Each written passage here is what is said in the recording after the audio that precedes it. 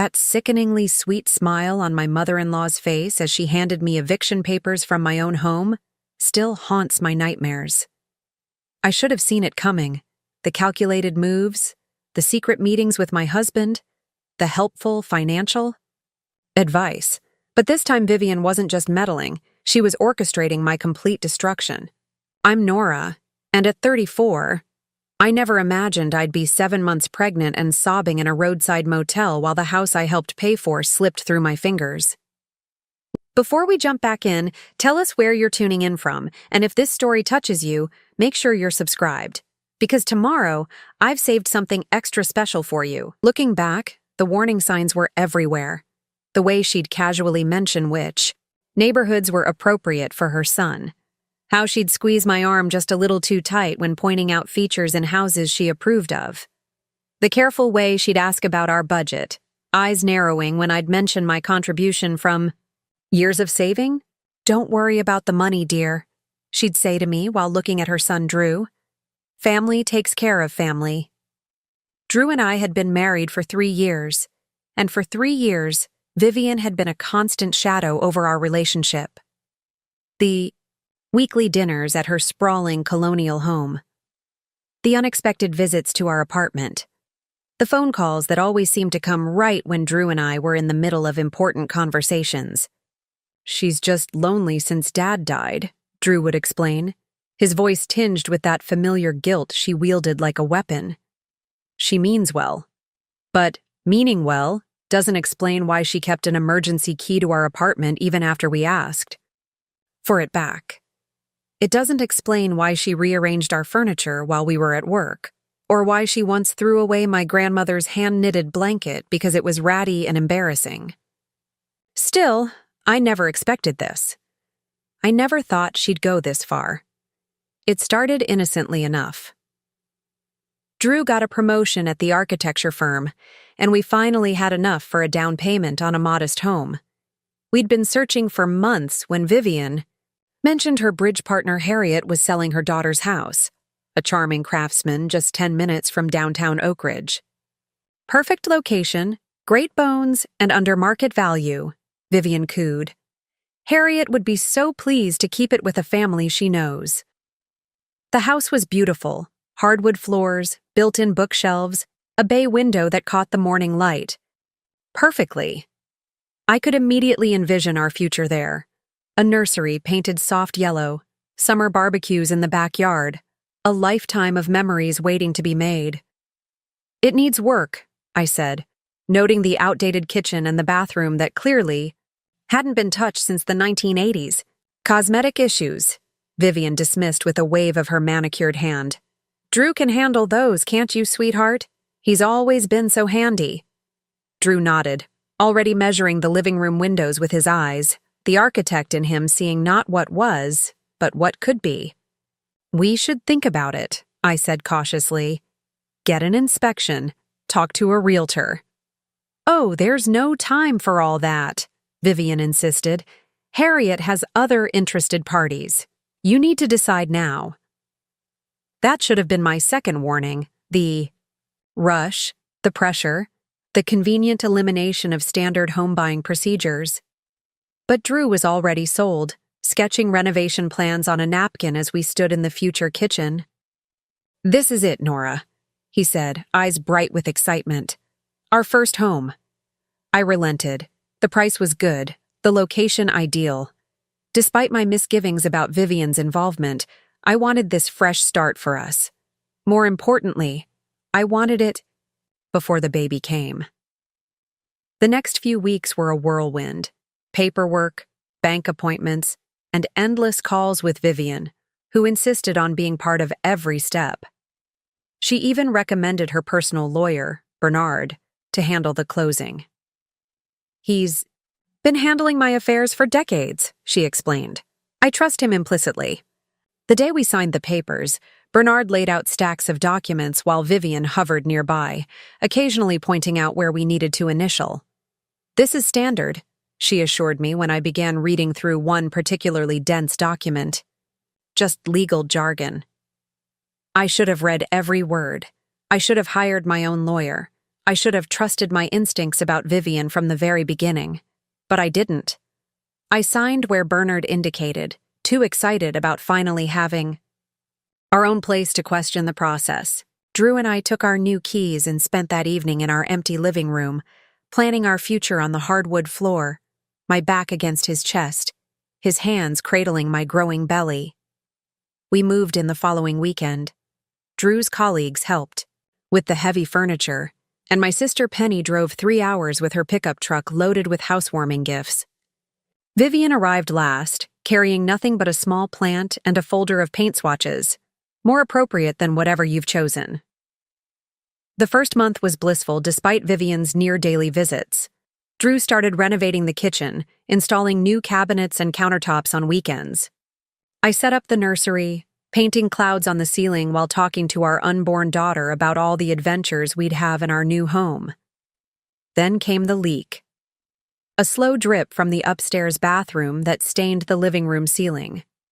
Drew climbed into the attic and discovered extensive water damage, not recent, but deliberately concealed before the sale. "This could cost thousands," he said, running his hands through his hair in frustration. "The inspector should have caught this." "What inspector?" I asked, suddenly remembering we'd skipped that step at Vivian's insistence. Tensions rose as more problems emerged: faulty wiring behind the walls, a foundation crack in the basement, black mold in the attic insulation. Each discovery drained not only our savings, but Drew's enthusiasm for our home. "Maybe Mom was right," he muttered. "One night after discovering the pipes would need replacing, maybe we should have bought new construction instead of this money pit." I was 6 months pregnant when the real blow came. A certified letter arrived addressed to both of us. Inside was a notice of property tax delinquency, not for a few months, but for 3 years before we purchased the home. "This can't be right," Drew said, reaching for his phone. "I'll call Bernard." But Bernard wasn't taking our calls. Neither was Harriet. The only person who answered was Vivian, who arrived at our door within the hour, concern painted on her face like expensive makeup. "Oh dears," she sighed, settling into our couch as if it were her own. "I was afraid something like this might happen." "You knew?" Drew asked, still clutching the tax notice. "Not specifically," she hedged, "but Harriet's daughter had financial difficulties. That's why the price was so reasonable." "Reasonable?" I echoed. "We're on the hook for $17,000 in back taxes."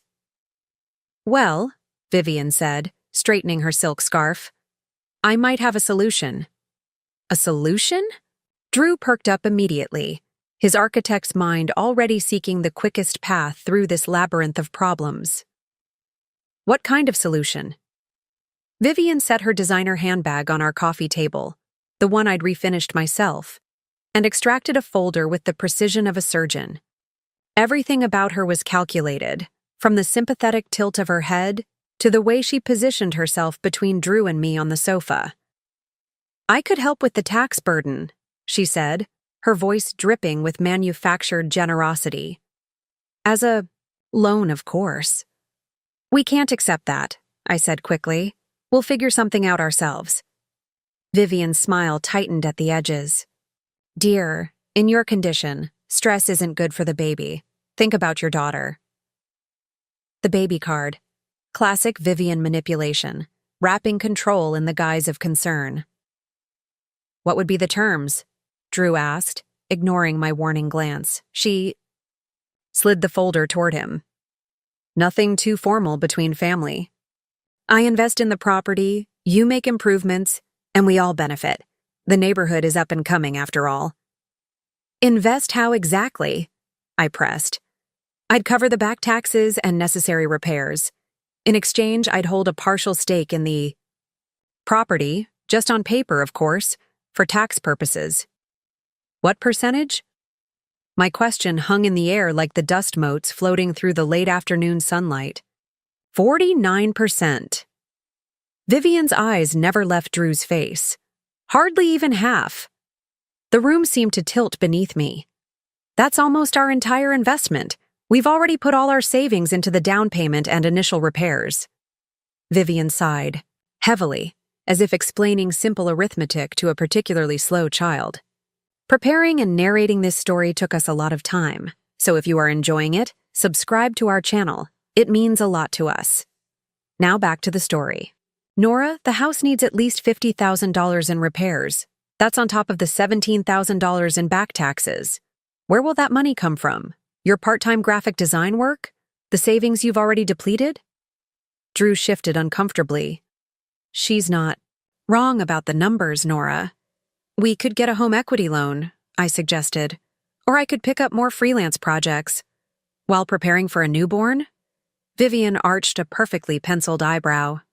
Be realistic. We should discuss this privately, I told Drew, fighting to keep my voice steady. There's no time for lengthy deliberations, Vivian interjected. The county could place a lien on the property any day. You could lose everything you've invested. The word lien visibly rattled Drew. His father had lost a business property to exactly such a situation years ago, a story Vivian had recounted numerous times over the years. We'll think about it, I said firmly, standing despite my awkward balance. Thank you for the offer, Vivian, but we need to consider all options. Of course, she conceded with practiced grace, gathering her things. At the door, she paused to hug Drew. Sleep on it, darling, but don't wait too long. These situations have a way of spiraling quickly. After she left, the argument erupted like a long dormant volcano. We can't give your mother half our house. I paced the living room, one hand supporting my lower back. It's 49%, not half, Drew corrected, missing the point entirely. And it's just on paper. Nothing with your mother is ever just anything. She'll use this to control every decision we make about our home, our lives. Drew's face hardened in that familiar way it always did, when criticism of his mother entered our conversations. She's trying to help us. She's trying to own us, I countered. Why did she recommend a house with so many hidden problems? Why did she rush us through the purchase? Why did she insist on using her lawyer instead of one we chose? You're being paranoid, Drew dismissed, a phrase I'd heard increasingly since becoming pregnant. The hormones are making you irrational. I stopped pacing. Don't you dare blame this on hormones. Your mother has been systematically inserting herself into our marriage from day one, and now she wants to legally bind herself to our home. Our home that we might lose without her help, he shot back. What's your brilliant solution, Nora? Where are we going to find $67,000? I had no immediate answer. My freelance income had already dwindled as clients learned I was pregnant, making assumptions about my availability and commitment. Our savings were depleted, and our credit was stretched thin from the initial purchase. We'll find another way, was all I could offer. That night, Drew slept on the couch, and I lay awake in our bedroom staring at the water stain on the ceiling, the first domino in this cascade of disasters. The next morning, I called 5 banks about home equity loans. All rejected us due to the unresolved tax situation. 3 contractors came to assess the most urgent repairs, each quoting figures that made my stomach clench. By evening, when Drew returned from work, I was sitting at the kitchen table surrounded by rejection, letters, and repair estimates. Mom called, he announced without preamble. She's drafted the agreement. Bernard just needs our signatures. You told her yes without discussing it with me? My voice sounded distant, even to my own ears. Drew pulled out a chair, its legs scraping harshly against the hardwood. What choice do we have, Nora? Really? What choice? Later that week, we sat in Bernard's office, the same place where we'd signed our purchase documents months earlier. This time, I read every line of the agreement, despite Vivian's impatient sighs and Bernard's condescending explanations. As you can see, Bernard pointed to a paragraph buried on page 7. Mrs. Hayes will cover the tax liability and provide funding for necessary repairs up to $75,000. In exchange, she acquires a 49% ownership interest in the property. And this clause, I asked, indicating a section near the end, about occupancy determinations? Bernard adjusted his glasses. Standard language. Since Mrs. Hayes will be a significant stakeholder, she naturally has some say in decisions about the property. What kind of decisions? I pressed. Oh, major renovations, rental considerations, that sort of thing. He waved dismissively. Nothing that would affect your day-to-day living. Drew squeezed my hand under the table, a silent plea to stop making waves. His mother sat across from us, her expression placid but her eyes calculating. I signed the papers, not because I believed Bernard's explanation or trusted Vivian's intentions, but because our daughter kicked vigorously against my ribs at that exact moment, reminding me that some battles had to be postponed for more important ones. What I didn't know then, what I couldn't have imagined, was how quickly Vivian would exploit her newfound power. It started with helpful suggestions about the repairs. The contractors we'd selected weren't up to her standards. The materials we'd chosen were cheap and tacky. The color schemes we'd planned would hurt resale value. Since she controlled the repair funds, her suggestions weren't really suggestions at all. It's just paint, Drew would say whenever I objected. It's just fixtures. It's just flooring.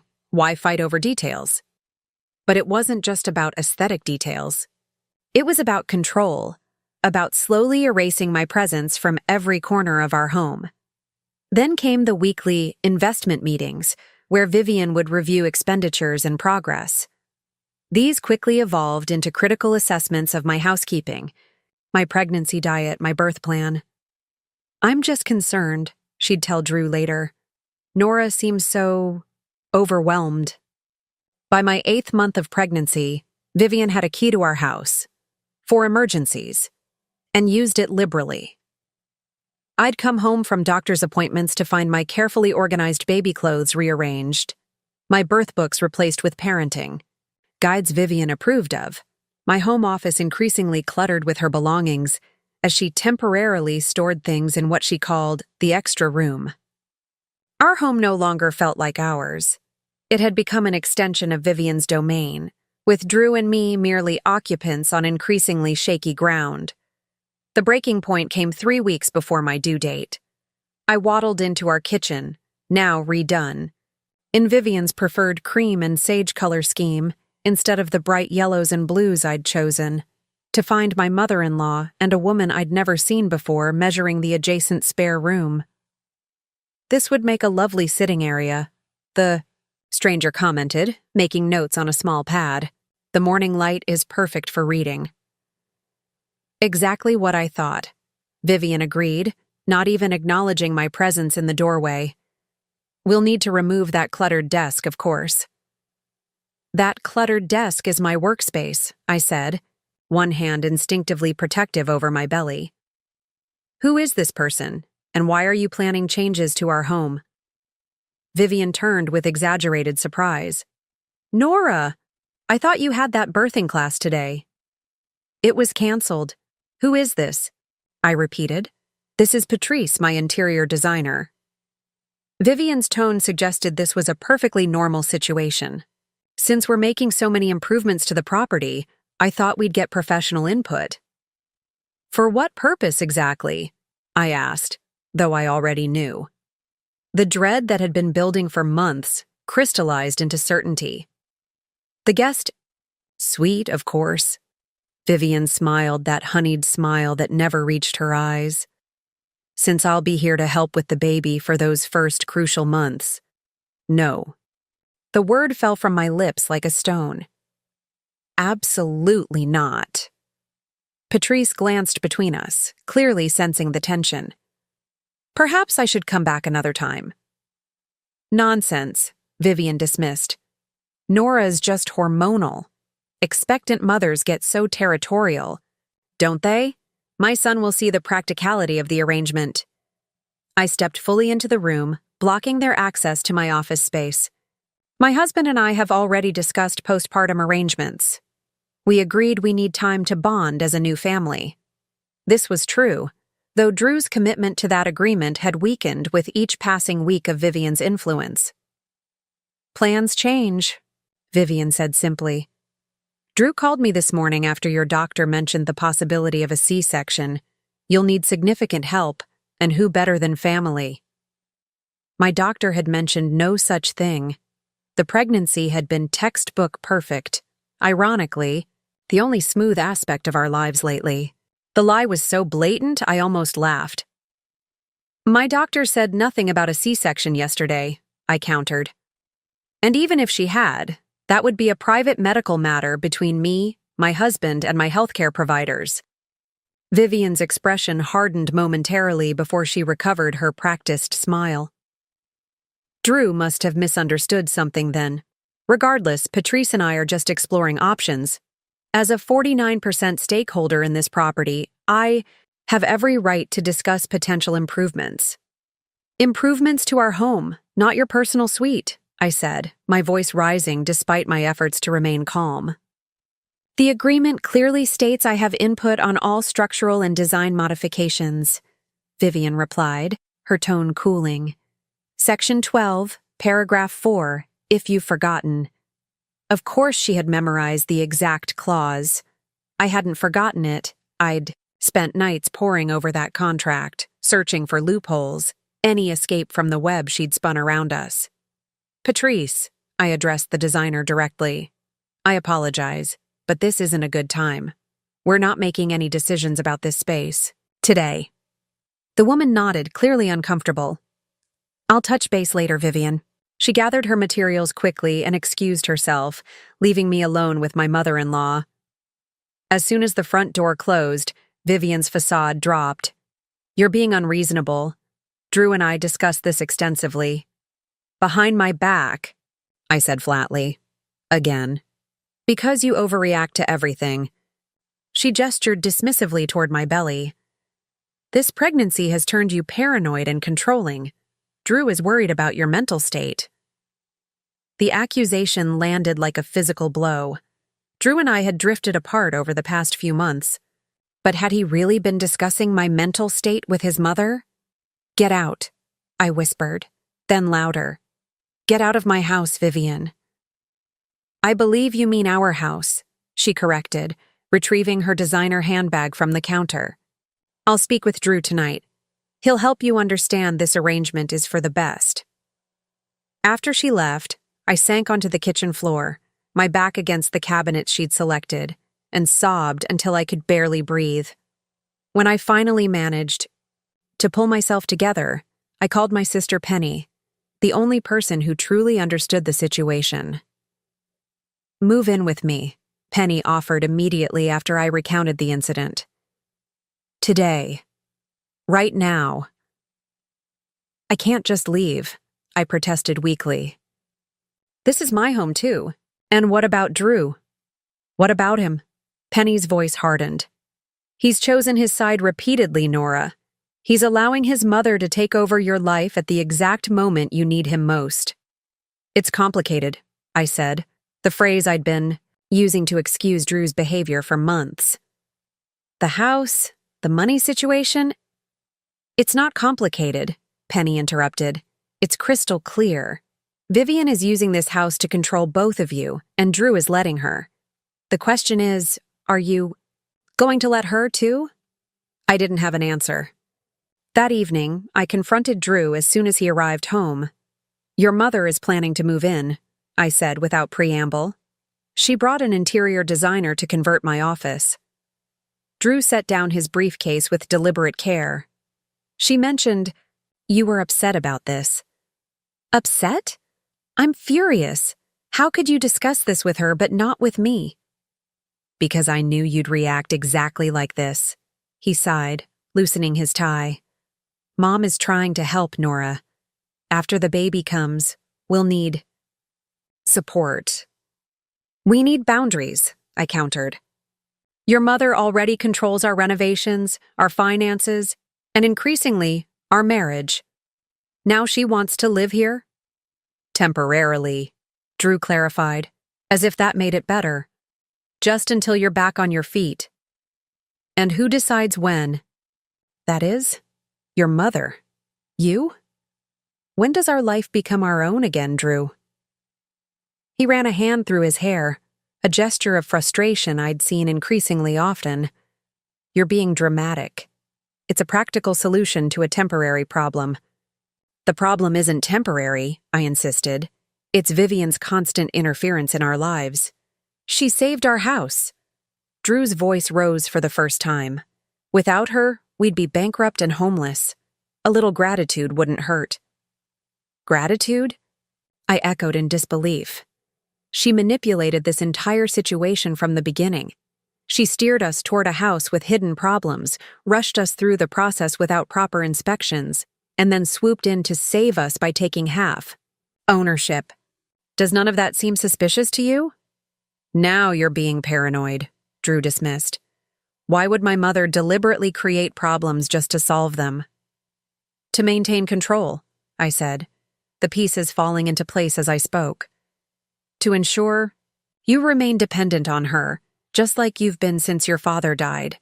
And now she's extending that control to me, to our baby, to every aspect of our lives. Drew's expression hardened. I'm not having this conversation again. Mom is helping, period. If you can't appreciate that, maybe you need to reevaluate your priorities.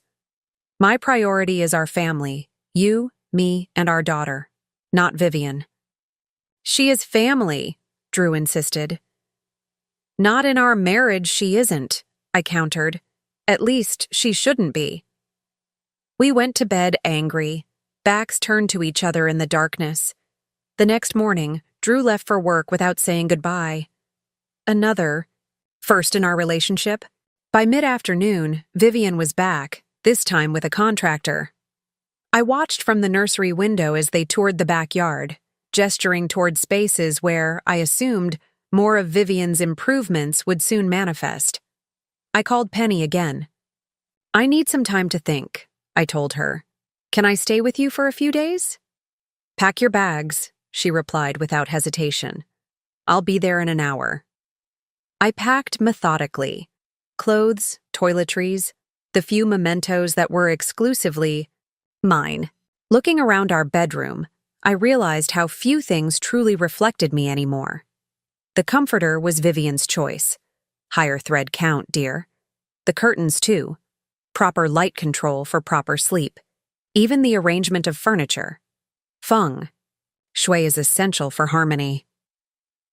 Penny arrived as promised, her ancient pickup truck rumbling in our driveway.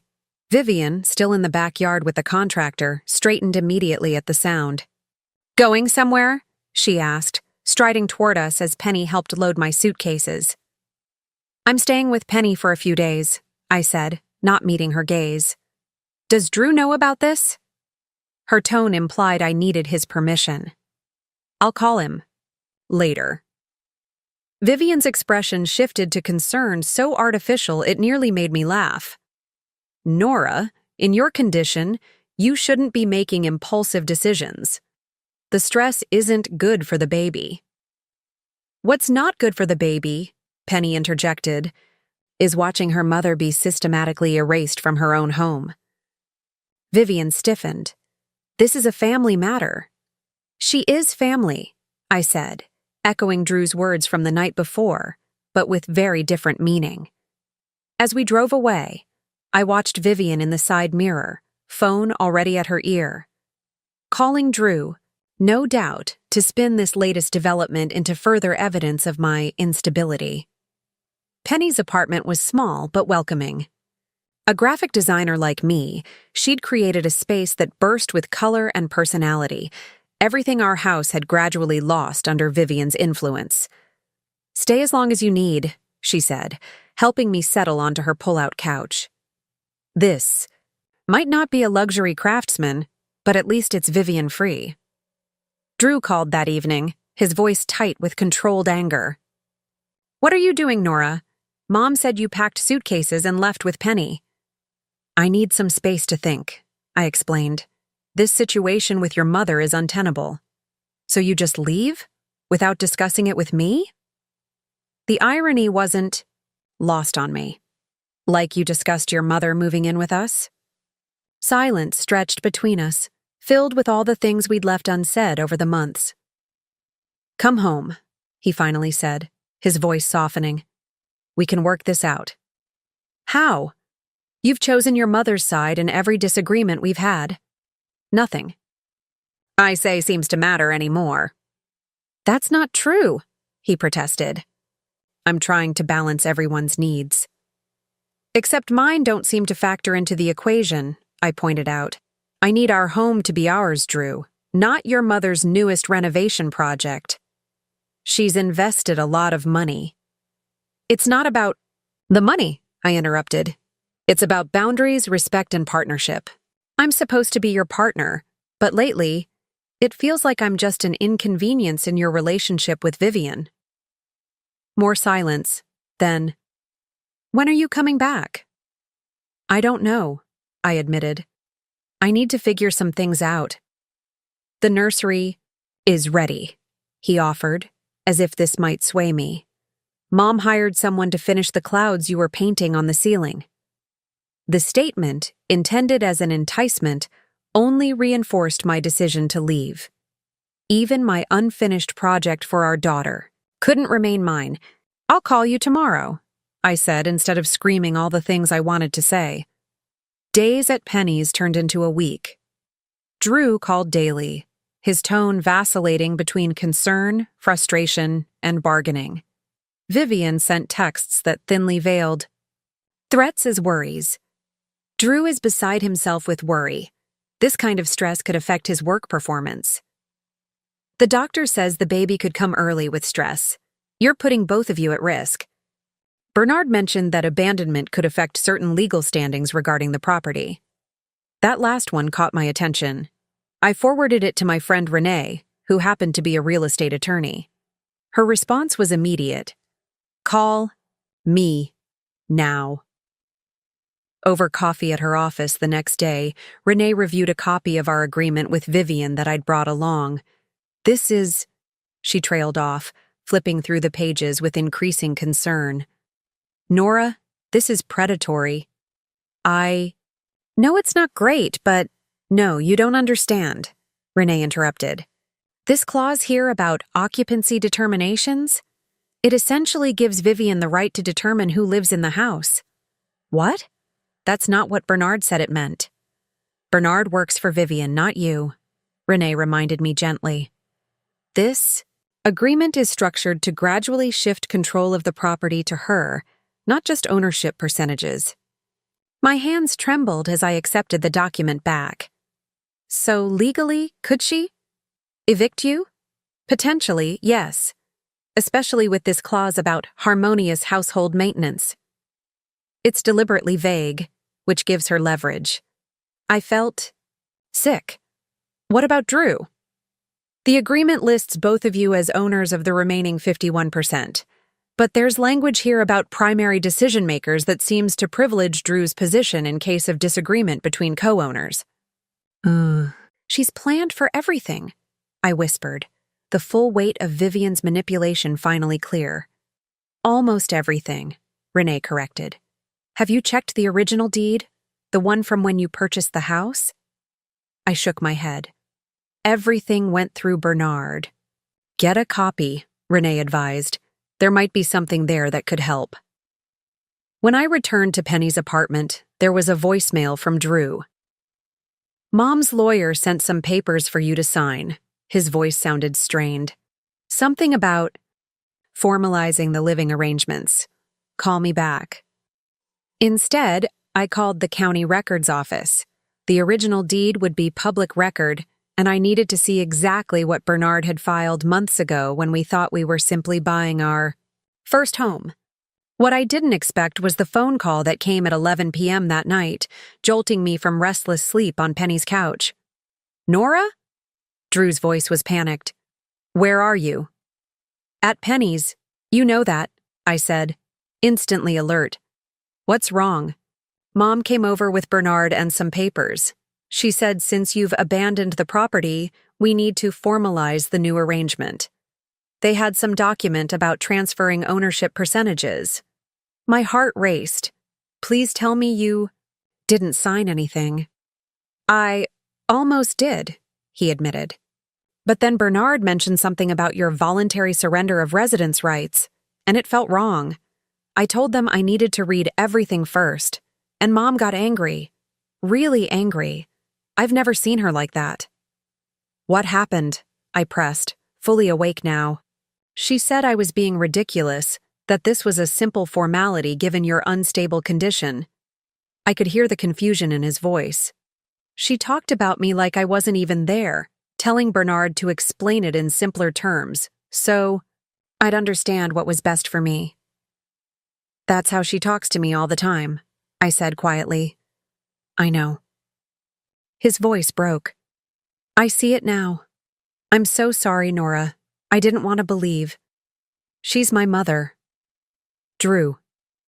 I asked them to leave, he continued.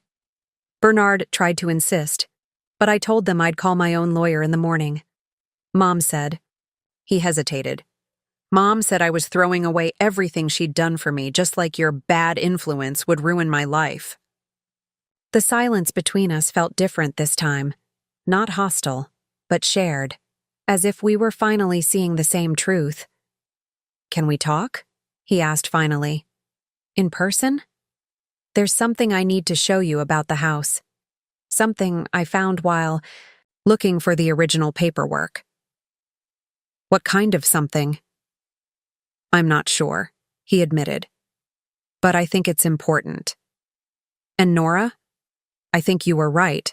About everything. Penny insisted on driving me to meet Drew the next morning. I don't trust this sudden change of heart, she said, keys already in hand. What if Vivian put him up to this to lure you back? The thought had crossed my mind too.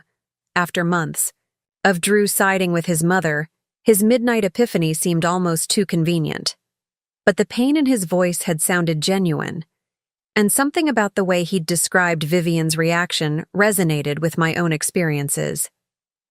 I need to at least hear what he found, I said, easing my 8 months pregnant body into Penny's pickup, but I promise I won't stay if anything feels off. We met at a coffee shop halfway between our house and Penny's apartment, neutral territory. Drew was already there when we arrived, occupying a corner table with 3 cups waiting. Decaf. For you, he said, sliding a mug toward me as I lowered myself into a chair. And black coffee for Penny, I remembered. My sister nodded curtly, making no move to sit. I'll be at that table by the window, she told me. Within eyesight, within earshot. Give me a signal if you need me. Drew watched her go with a sad smile. She's a good sister. The best, I agreed. She's been my rock through all this. An awkward silence descended, filled with everything we'd left unsaid over the past months. Drew looked terrible, unshaven, dark circles under his eyes, his usually meticulous clothes wrinkled.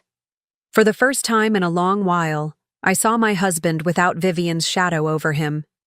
You said you found something, I prompted finally. He nodded, reaching into a manila folder he'd brought. Before I show you this, I need to say something. His voice wavered. I've been blind, Nora. Worse than blind. I've been complicit.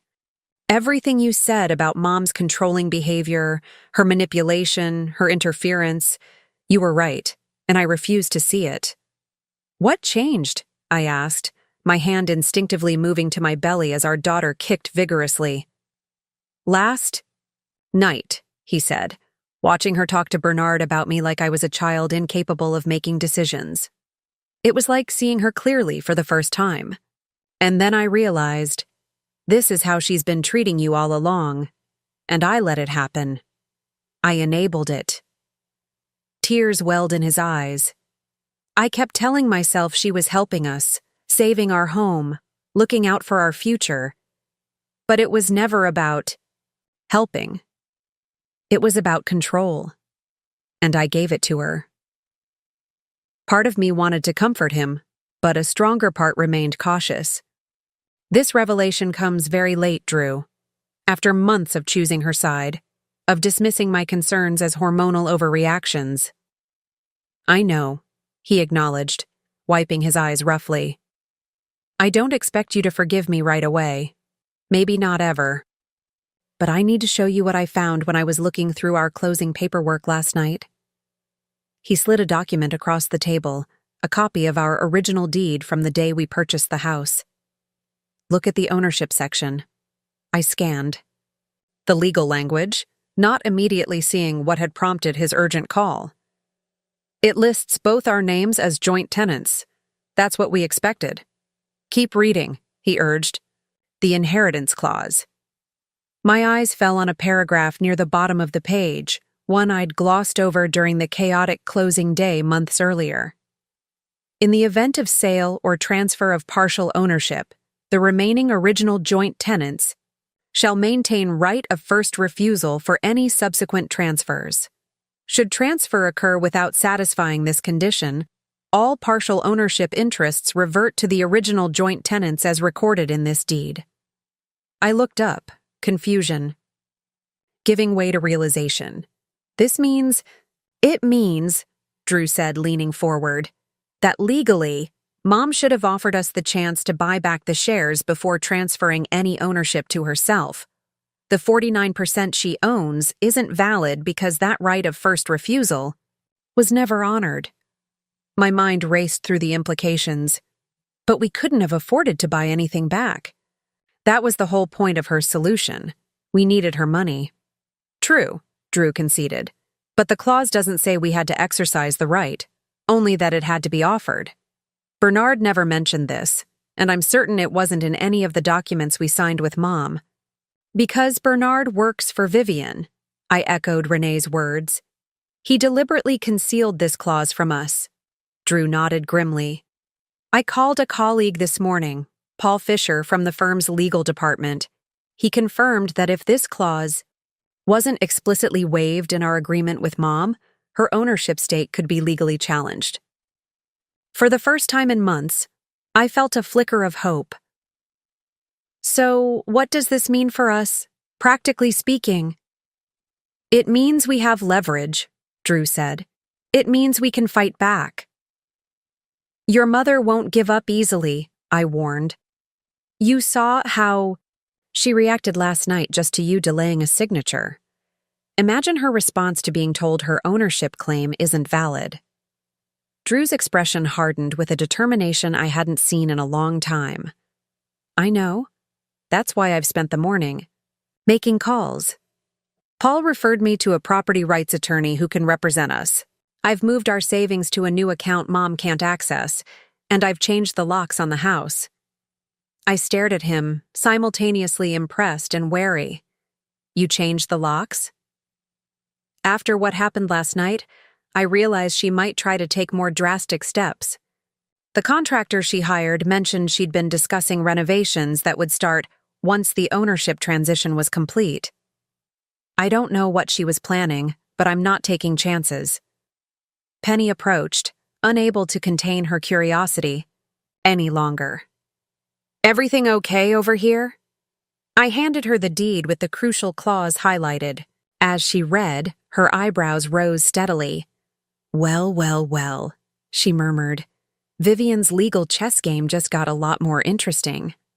The question now, Drew said, addressing both of us, is what we do with this information. The attorney I spoke with laid out several options. Such as, I prompted. We could file for an injunction immediately, challenging her ownership based on this clause. It would likely lead to a court battle, but Paul thinks we'd have a strong case. Or, Penny pressed, clearly sensing there were alternatives. Or, Drew continued, we use this as leverage in negotiations. Offer her a clean exit. She gets her money back, we get full ownership, and she stays out of our lives going forward. I considered both approaches, weighing the potential outcomes. Vivian wasn't someone who surrendered easily, regardless of legal standing. A court battle would be expensive, stressful, and potentially drag on for months. well past our daughters. Earth.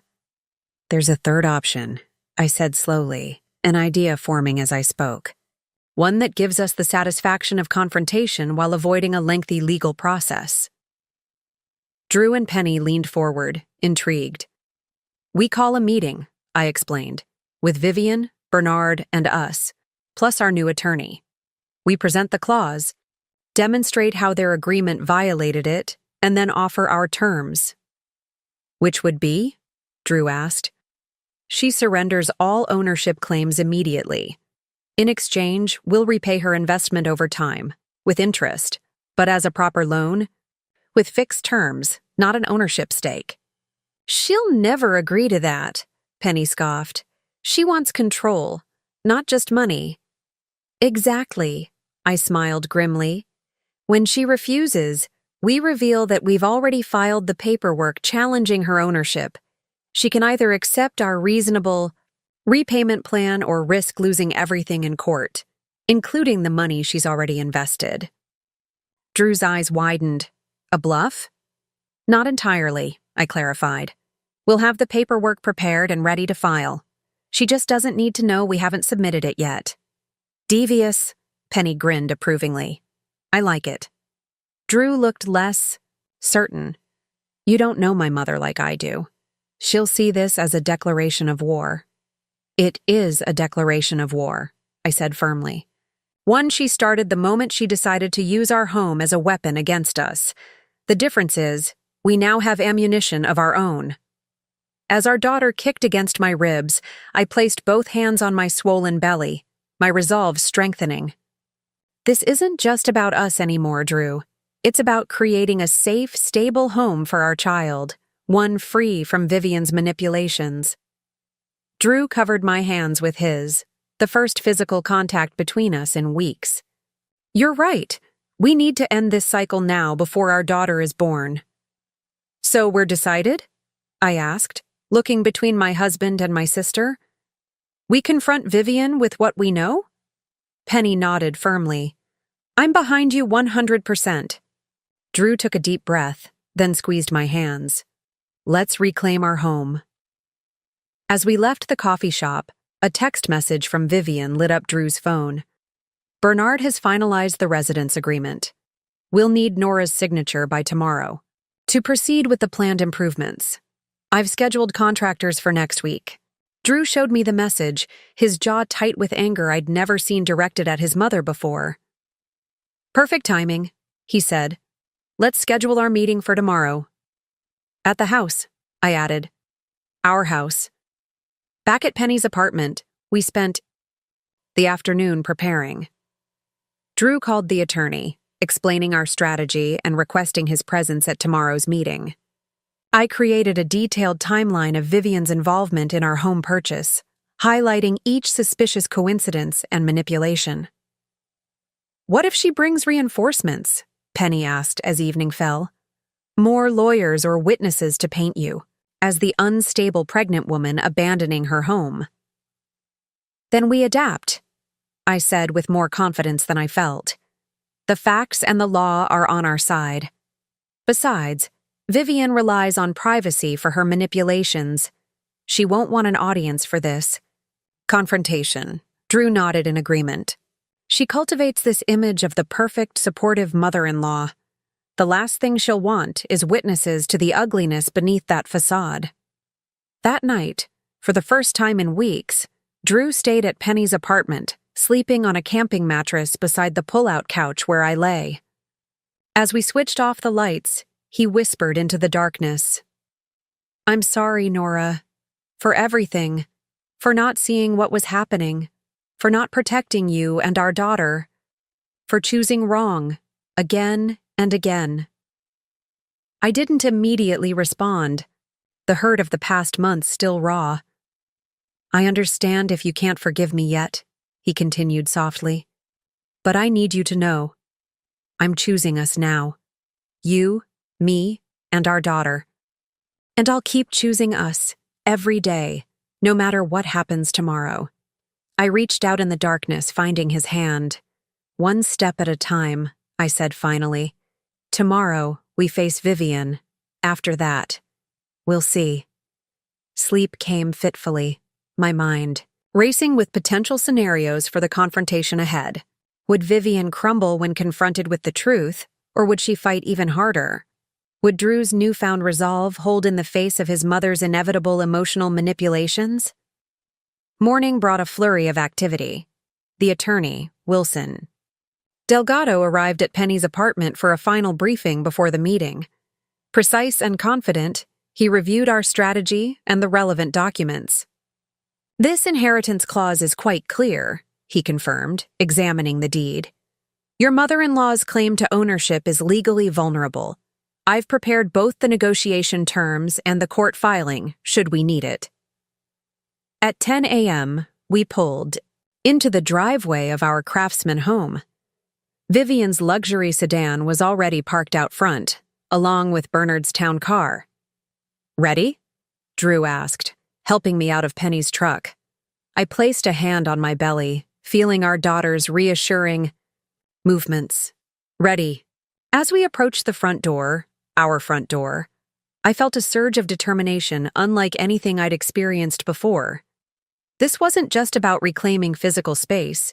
It was about establishing boundaries that would protect our family for years to come. It was about teaching our daughter, even before her birth, that some things are worth fighting for. Drew unlocked the door with the new key, and we stepped over the threshold together, united in purpose for the first time in months. Ahead lay uncertainty, confrontation, and quite possibly the fight of our lives.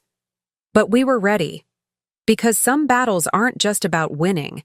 They're about deciding what kind of life you want to create, what kind of parent you want to be, what legacy you want to leave.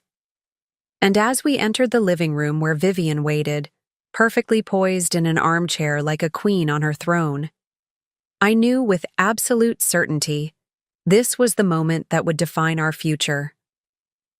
Nora, darling. Vivian's voice dripped with artificial sweetness as we entered the living room. How wonderful of you to finally join us. We've been so concerned. She sat in what had once been my favorite reading chair, now reupholstered in a fabric of her choosing. Bernard occupied the adjacent sofa, papers spread across our coffee table. The scene embodied everything wrong with our situation. They had made themselves at home in our absence, rearranging our lives without our consent. I'm sure you were, I replied, maintaining a calm I didn't entirely feel.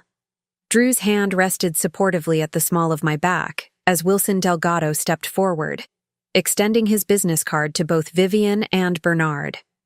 Wilson Delgado, property, rights attorney, he introduced himself smoothly. I'll be representing Mr. and Mrs. Hayes in this matter.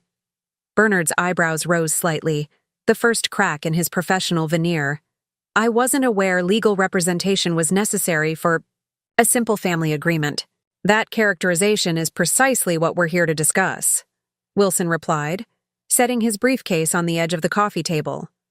Though I wouldn't describe a legally flawed property transfer as simple. Vivian's perfect smile faltered, momentarily. Drew, what is the meaning of this? We discussed everything last night. No, Mom, Drew said firmly. You discussed. I listened. And then I did some research of my own. I lowered myself carefully onto the remaining armchair, positioning myself directly across from Vivian. We've reviewed the original property deed, I explained, and discovered something interesting that Bernard apparently overlooked during the transfer of ownership. Bernard's expression tightened. All paperwork was properly filed according to state regulations. The paperwork, perhaps, Wilson interjected, but not the conditions stipulated in the original deed.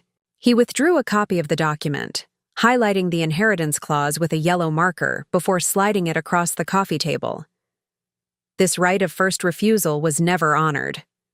Vivian barely glanced at the document. I'm sure whatever minor technical oversight you've discovered can be easily remedied. Bernard? Bernard reached for the deed, his practiced nonchalance betrayed by a slight tremor in his hand. As he read the highlighted clause, his expression darkened. This is he began, then cleared his throat. This particular clause isn't relevant to our situation. The transfer wasn't a sale, but an investment partnership. An investment partnership that transferred 49% ownership, Wilson corrected, which absolutely triggers the right of first refusal condition. The language is unambiguous. Drew leaned forward. You deliberately concealed this clause from us, Bernard. The question is whether you did so at my mother's instruction or of your own initiative. I resent the implication, Bernard bristled. My professional ethics are clearly flexible, I interrupted. Just like the standard language you claimed was in our agreement about occupancy determinations. Vivian's composure cracked. Further, her perfectly manicured nails digging into the armrests. Drew, I don't appreciate this ambush. If there were concerns about the agreement, the appropriate approach would have been a private conversation. Like the private conversation you had with Bernard about transferring my ownership while I was staying at Penny's, I challenged, or the private renovations you planned without our consent. Everything I've done has been for this family's benefit, Vivian insisted, her voice rising slightly. I saved this house when you couldn't afford it. I've improved it when you lacked the vision. I've sacrificed and invested and planned, and this is the thanks I receive? Drew shook his head slowly. No, Mom. Everything you've done has been about control. About inserting yourself into our marriage, our home, our decisions. About making me, dependent on you. That's absurd, Vivian scoffed, though her eyes darted nervously to Bernard. Tell them, Bernard. Explain the legal standing of our agreement. Bernard shifted uncomfortably. While there may be a technical oversight regarding the right of first refusal, the agreement itself was properly executed by all parties. It would be challenging to invalidate at this stage. Actually, Wilson countered, producing another document from his briefcase, I've prepared a court filing that argues precisely the opposite. The failure to honor the right of first refusal invalidates the entire transfer of ownership. Vivian's face paled as Wilson continued. Furthermore, given the circumstances surrounding the original purchase, the rushed process without proper inspections, the hidden tax delinquency, the relationship between Mrs. Hayes Sr. and the seller, there's a compelling case for fraudulent misrepresentation.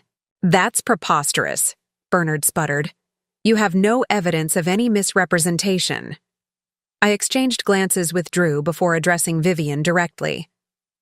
We spoke with Harriet's daughter yesterday evening. Interesting conversation. She mentioned she'd never actually met you, despite your claims of being bridge partners with her mother. This was a calculated bluff. We'd attempted to contact Harriet's daughter without success, but Vivian's reaction confirmed our suspicions. Her composure shattered completely, color draining from her face. You've never been to a bridge club in your life, have you, Mom? Drew asked quietly. These accusations are outrageous, Bernard interjected, gathering his papers hastily. If you intend to pursue this matter in court, all communication should go through proper legal channels. We'd prefer to avoid court entirely, Wilson said smoothly, sliding a final document across the table. We've prepared an alternative arrangement. That's quite generous under the circumstances. The document outlined our terms. Vivian would relinquish all ownership claims immediately, and in exchange we would repay her investment in full, with 3% interest through monthly payments over 10 years. This is insulting, Vivian hissed, pushing the document away without reading it. After everything I've done, you expect me to simply walk away? To surrender my rightful ownership? Your ownership isn't rightful, Drew stated firmly. It was obtained through manipulation and legal oversight. These terms represent our good faith effort to resolve this fairly. And if I refuse? Vivian challenged. Wilson tapped the court filing. Then this gets submitted today. The property claim goes into dispute, which freezes any further renovations or changes. Given the evidence we've compiled, Litigation could extend for years, during which time your investment remains tied up with no return. Bernard leaned toward Vivian, whispering urgently. She brushed him off, her eyes locked on Drew. "You would do this to your own mother?" she asked, her voice trembling with carefully calibrated emotion. "After everything I sacrificed for you? After raising you alone when your father died?" I watched Drew's face, sensing the familiar pull of guilt Vivian had weaponized for years, but something had changed in him. A new resolve hardened his features. "This isn't about the past, Mom. It's about the future. My future with Nora and our daughter. A future where we make our own choices, in our own home, without your interference." Vivian's gaze shifted to me, cold and calculating. "This is your doing. You've turned my son against me." "No," I replied calmly.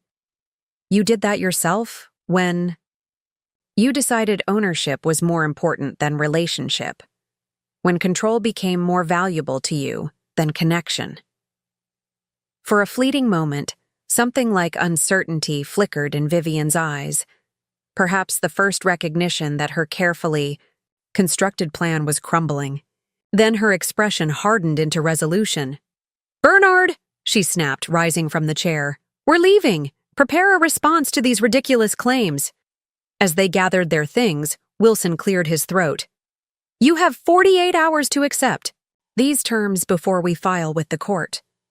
I suggest you review them carefully with your attorney, preferably one without a personal stake in the outcome." Bernard bristled but said nothing as he escorted Vivian toward the door. At the threshold, she turned back, her gaze boring into Drew. "You'll regret this decision," she said, voice low and dangerous. "When everything falls apart, don't come crying to me." The door closed behind them with surprising softness. Not the dramatic slam I'd expected, but a quiet click that somehow felt more ominous.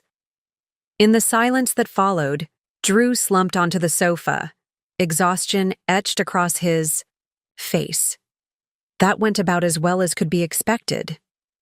Wilson began gathering his materials. "She'll fight, but our position is strong.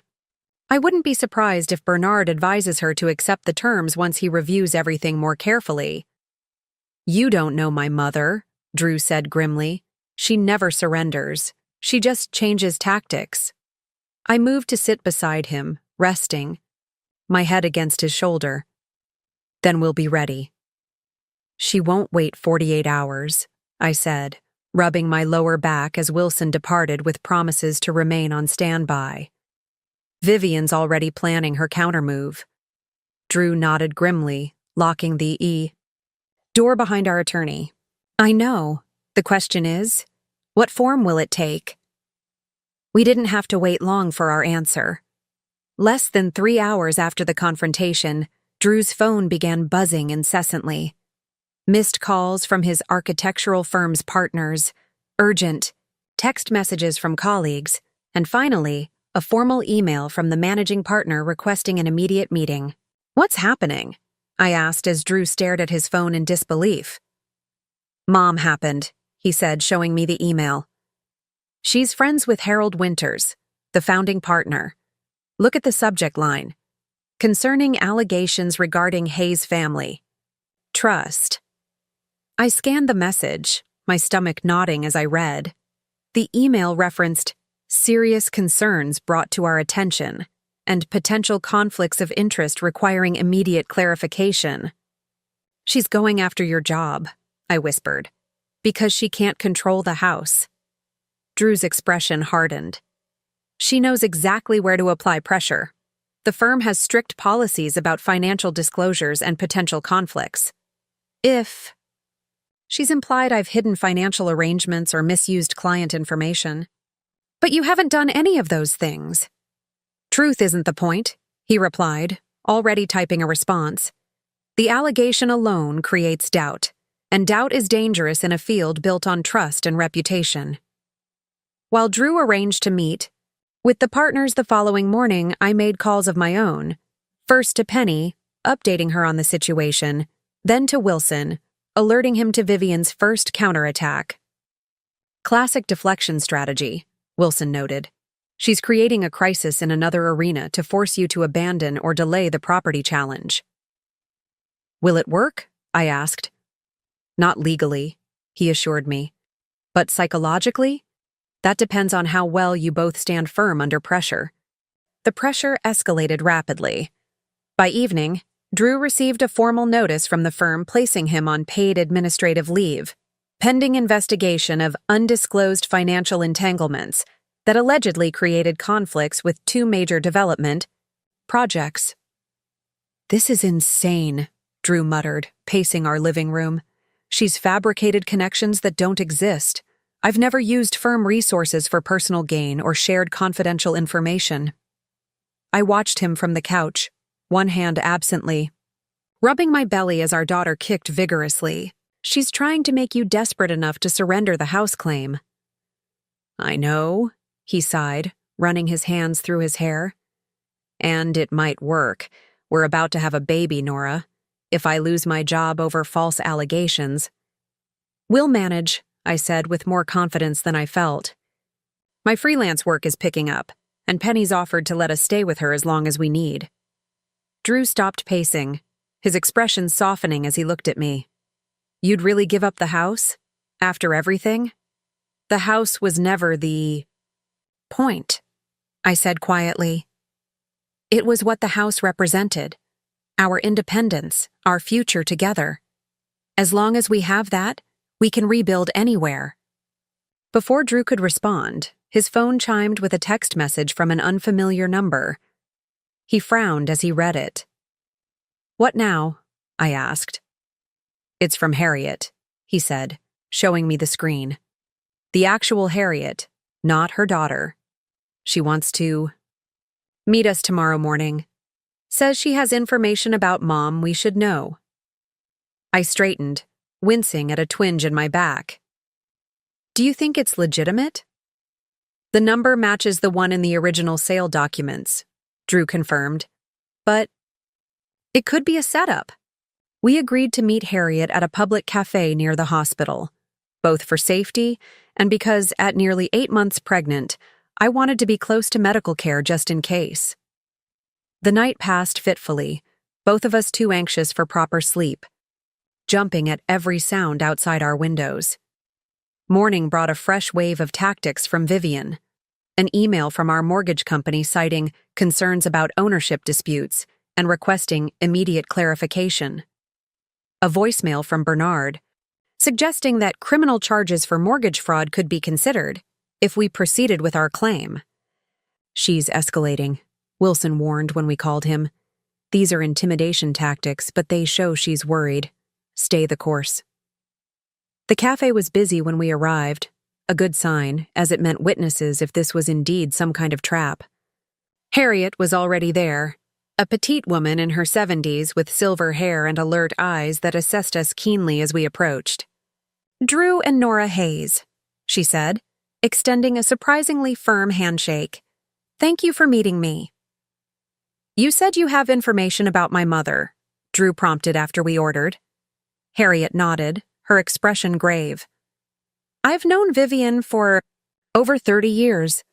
We served on the hospital board together back when your father was still alive. You're not bridge partners? I asked, though we'd already suspected as much. I haven't played bridge since my arthritis worsened 15 years ago, she confirmed. But that's the least of the fabrications. She withdrew a folder from her handbag, sliding it across the table. My daughter never owned your house. I did, and I never intended to sell it. Drew and I exchanged confused glances. I don't understand, he said. We have the sale documents. We've been making mortgage payments. To whom? Harriet asked.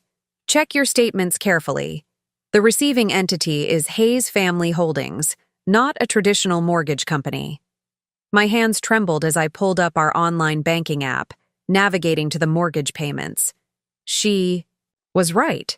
The recipient wasn't the bank we thought we'd secured our loan through, but an LLC we'd never heard of. Hayes Family Holdings, Drew read aloud, his voice hollow. Mom created a shell company to handle the transaction. Vivian approached me last year, Harriet explained. She knew I was considering downsizing eventually and made what seemed like a generous offer to purchase my home when I was ready. She mentioned her son and his wife were expecting and needed a larger place. But we didn't know we were expecting. Until after we bought the house, I said, the timeline not matching up. Harriet nodded grimly. Exactly. She told me you were already pregnant last January, months before you actually were. She had this planned from the beginning. Drew's face paled. So the house was never actually for sale on the open. Market, Harriet confirmed. Vivian orchestrated the entire situation, convinced me to sign transfer paperwork that apparently gave her control of the property temporarily, then manipulated the sale to you through her holding company. The tax delinquency? I asked, pieces falling into place. Never existed, Harriet stated flatly. I've paid my taxes promptly for 40 years. When I saw the property tax records had been accessed and altered, I began investigating. That's when I discovered what Vivian had done. Drew looked shell-shocked. Why are you telling us this now? Because yesterday Vivian called demanding I back up her story about bridge clubs and my daughter's financial problems, Harriet replied, her expression hardening. She wanted me to lie to protect her scheme. I may have been foolish enough to trust her initially, but I won't be party to defrauding a young couple about to have a child. She pushed the folder closer. These are copies of my original property records, tax receipts, and correspondence with Vivian. I've already spoken with my attorney about filing charges for document falsification and identity fraud, but I wanted to warn you first. As we thanked her, my phone chimed with a text from Wilson. Vivian's attorney just called. She's willing to discuss terms. Meeting set for 2 p.m. today. I showed Drew the message, understanding dawning on both our faces. Vivian's sudden willingness to negotiate wasn't because of our legal leverage. It was because Harriet had discovered her scheme, threatening something far worse than losing control of our house. She's running scared, Drew said quietly. Harriet reached across the table, her weathered hand covering mine. Be careful. Desperate people make dangerous choices. We arrived at Wilson's office 20 minutes early for the meeting with Vivian, bringing Harriet's documentation and a renewed sense of purpose. The revelations had transformed our understanding of the situation completely. This wasn't just about a controlling mother-in-law overstepping boundaries, but a calculated long-term scheme that bordered on criminal. This changes our negotiating position significantly, Wilson observed as he reviewed Harriet's documents. What Vivian has done goes beyond civil disputes over property rights. There are potential criminal implications here: fraud, falsification of documents, identity theft. Drew shook his head, still processing the betrayal. I knew my mother could be controlling, but this level of manipulation, why would she go to such lengths? Control is addictive, I suggested quietly. After your father died, she centered her entire identity around being your protector and decision-maker. The idea of losing that role when you married me must have been intolerable to her. Wilson nodded in agreement. I've seen similar dynamics in estate disputes. It's rarely about the actual property. It's about what the property represents, in terms of power and relationships. At precisely 2 o'clock, the receptionist announced Vivian's arrival. She entered Wilson's conference room alone. No Bernard, no other legal representation. A calculated move that immediately put us on alert. Drew, darling, she greeted, as if yesterday's confrontation had never happened. She barely acknowledged my presence with a curt nod. I think we got off on the wrong foot yesterday. I'm here to discuss a reasonable compromise. Where's Bernard? Drew asked, not returning her warm smile. He had another commitment, Vivian replied smoothly, settling into a chair across from us. After reviewing the situation, I decided a more personal approach would be appropriate. We are family, after all. Wilson cleared his throat. Mrs. Hayes, I should inform you that proceeding without legal counsel present is inadvisable, given the circumstances. I'm quite capable of handling my own affairs, Vivian dismissed, focusing on Drew. Sweetheart, this unpleasantness has gone too far. Your position at the firm is at risk. Stress isn't good for Nora or the baby. I'm willing to modify our arrangement, to give you both peace of mind. Her tone was reasonable, concerned. The loving mother worried about her son's well-being. If I hadn't seen the mask slip so many times before, I might have been convinced. What exactly are you proposing? Drew asked, his voice carefully neutral. Vivian smiled, reaching into her designer handbag to extract a document. I've drafted a new agreement. I'll reduce my ownership stake to 25%, purely as a silent partner. No input on renovations, no decisions about the living arrangements. You'll have complete autonomy in your daily lives. She slid the document toward Drew. In exchange, you'll withdraw any challenges to the original agreement and clarify the misunderstanding with your firm. A simple miscommunication, easily resolved. And if we refuse? I asked, speaking for the first time. Vivian's smile didn't waver, but her eyes hardened. Then, unfortunately, matters will have to proceed through more formal channels. The firm's ethics committee is very thorough in their investigations. Such processes can drag on for months, even years. She glanced pointedly at my pregnant belly. Quite difficult to support a family under such circumstances. Wilson reached for the document, but Drew placed his hand over it first. Before we discuss this further, there's something you should know. He slid Harriet's folder across the table. We met with Harriet Lawrence this morning. The change in Vivian was instantaneous and dramatic. The color drained from her face, her poised demeanor crumbling as she stared at the folder without touching it. Harriet has provided us with some very interesting documentation, I continued, watching her reactions carefully. About the property, taxes that were never actually delinquent. About the Hayes Family Holdings LLC that's been receiving our mortgage payments. About how you approached her last year, months before we were even pregnant, to arrange the purchase of a house we didn't, yet know we needed. There's been some misunderstanding, Vivian attempted, but her voice lacked conviction. No misunderstanding, Drew said firmly. You orchestrated this entire situation from the beginning. You manipulated us into buying a house we couldn't afford. Through a company you secretly controlled, created fake problems that only you could solve, and then used those solutions to gain legal control over our lives. Everything I did was for your benefit, Vivian insisted, a note of desperation entering her voice. You needed guidance. Both of you were making such poor financial decisions. I was protecting your future. By committing fraud? Wilson interjected. By falsifying tax records? By creating a shell company to handle a mortgage that isn't even legitimate? Vivian straightened, regaining some composure. Those are serious allegations that would be very difficult to prove in court. Harriet has already filed a police report, I said, bluffing slightly. Harriet had mentioned planning to file, but hadn't confirmed she'd done so yet. Her documentation is quite comprehensive. And the county records office is investigating the unauthorized alterations to the property tax history, Drew added, another careful embellishment of Harriet's stated intentions. Vivian's hands trembled slightly as she withdrew them from the table. What do you want?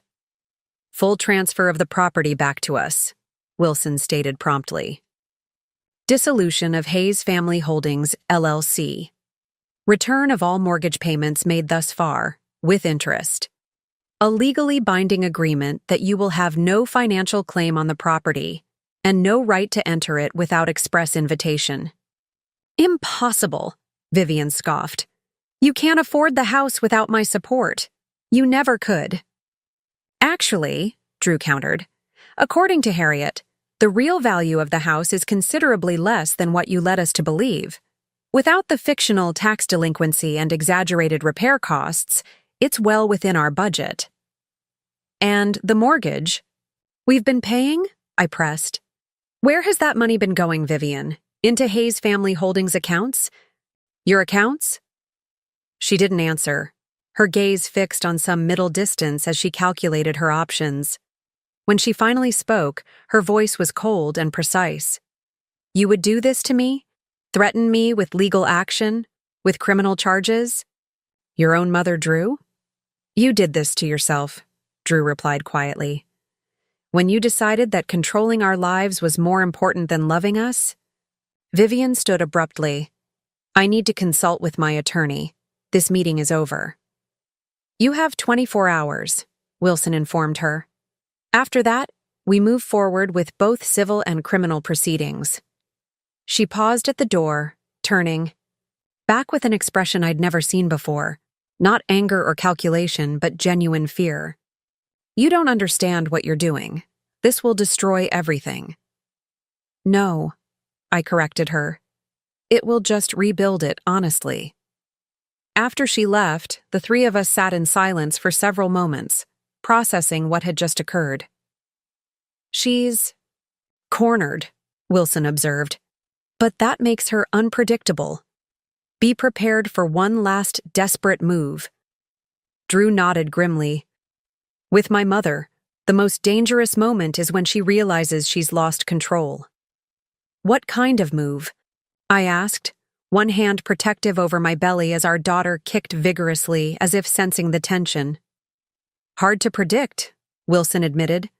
But given what we know about her methods, I'd expect something designed to create an immediate crisis that forces you to accept her terms to resolve it. Drew's phone chimed with a text message. He glanced at it, his expression darkening. Like having the utilities shut off at our house? Water, electricity, gas, all disconnected due to ownership dispute. She works fast, Wilson muttered, already reaching for his phone. I'll get an emergency injunction. And I'll call Penny, I said, my mind racing. We may need somewhere to stay tonight. As Drew drove us back to the house, I stared out the window, one thought repeating in my mind. This had to end, one way or another, before our daughter was born. I refused to bring her into a world where Vivian's manipulations overshadowed her first days. What I didn't realize was that Vivian had one final card to play, one that would force us to confront not just her schemes, but the fundamental question of what truly makes a house a home. We arrived home to find the house dark and unnervingly silent. No humming refrigerator, no clicking thermostat, just the hollow emptiness of a space stripped of its life-giving systems. Outside, a bright orange notice had been taped to our front door. Utilities suspended due to property dispute. Contact Hayes Family Holdings for resolution. She didn't waste any time, Drew muttered, tearing down the notice as we entered. The house felt immediately hostile without its basic functions. No lights, no heat despite the autumn chill, no running water. I checked my phone, only 2 bars of battery remaining, and called Penny to arrange our temporary relocation. Pack what you need for a few days, she instructed. And Nora, bring your important papers. I don't trust Vivian not to try something even more drastic. Drew was already grabbing flashlights from the emergency kit, his expression grim in the fading afternoon light. Wilson says the emergency injunction to restore utilities won't be issued until morning at the earliest. We moved through the house with practiced efficiency, gathering clothes, medications, my pregnancy documents, and the few sentimental items we couldn't bear to leave behind. As I carefully packed my grandmother's handmade baby blanket, one of the few things that had survived Vivian's numerous cleanings, a sharp pain lanced across my lower back. Nora? Drew noticed my wince immediately. What's wrong? Just Braxton Hicks, I assured him, referring to the practice contractions I'd been experiencing occasionally. The stress isn't helping, but I'm fine. He looked unconvinced, but continued, packing. When he disappeared upstairs to gather toiletries, I sank onto our couch, breathing deeply through another wave of discomfort. I was only at 34 weeks, too early for real labor. Just stress and dehydration, I told myself. The baby kicked reassuringly, as if agreeing with my self-diagnosis.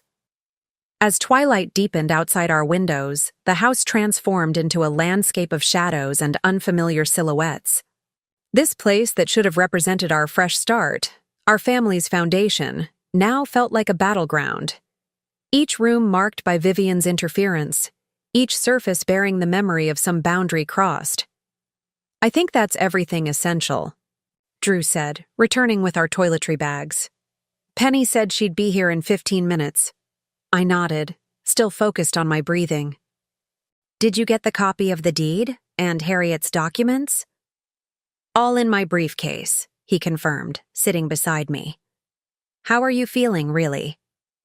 Before I could answer, headlights swept across our front windows as a vehicle pulled into our driveway. "That was fast," I remarked, assuming Penny had arrived early. But it wasn't Penny's pickup truck illuminating our walkway. It was Vivian's luxury sedan. "What now?" Drew muttered, moving to the window. "She's got someone with her." I joined him, peering through the glass to see Vivian emerging from her car, followed by a middle-aged man in a uniform I didn't recognize. "That's not Bernard," I observed. "No," Drew agreed, his voice tight. "That's a sheriff's deputy." My heart raced as they approached our front door. What new tactic was this? Had she actually filed some kind of charges against us? The doorbell rang, its chime somehow more ominous in the darkened house. Drew opened the door, positioning himself slightly in front of me in a protective stance. "Mom?" he acknowledged coldly, then nodded to the officer. "Deputy." "Mr. Hayes." The deputy began formally. "I'm here to execute an eviction notice for this property, filed by Hayes Family Holdings, LLC. "Eviction?" I echoed in disbelief, one hand instinctively cradling my belly. "That's impossible. We're the legal owners." "According to the documentation I've been provided," the deputy continued, "you've been renting this property from Hayes Family Holdings, and you're now in violation of the rental agreement due to unauthorized modifications and non-payment of appropriate fees."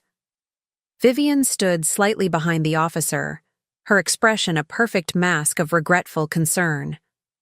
"I tried to resolve this amicably," she said, addressing her words to the deputy rather than to us. "But they've left me no choice. The property is being damaged, and as the responsible party, I have obligations to protect the asset." Drew's voice remained remarkably steady. "Deputy, there's been a misunderstanding. We purchased this home, not rented it. We have documentation proving ownership and evidence of fraudulent activity by Hayes Family Holdings." "Son, I understand this is upsetting," the deputy replied, his tone suggesting he'd handled many such domestic disputes.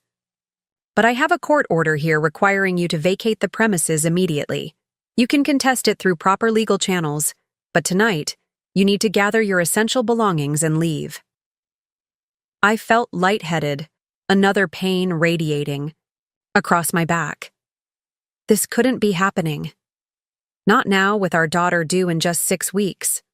Not like this, forced out of our home by the woman who should have been supporting us. "Deputy," I managed, fighting to keep my voice from shaking. "I'm 34 weeks pregnant. We've had our utilities shut off without notice. Surely there must be some provision for—" "Which is precisely why immediate relocation is in your best interest," Vivian interjected smoothly. "A house without utilities is no place for a woman in your condition. I've arranged a hotel room for tonight while this unfortunate situation is resolved." The calculation behind her generosity was transparent. Separate us, isolate Drew from my influence, regain control through forced gratitude. The same tactics she'd employed throughout our relationship, just escalated to a new level of audacity. "We have alternate arrangements," Drew stated firmly, "and we'll be contesting this eviction immediately. Our attorney is already filing emergency motions regarding the utilities." The deputy shifted uncomfortably. "I understand, sir, but the Order is still valid until contested.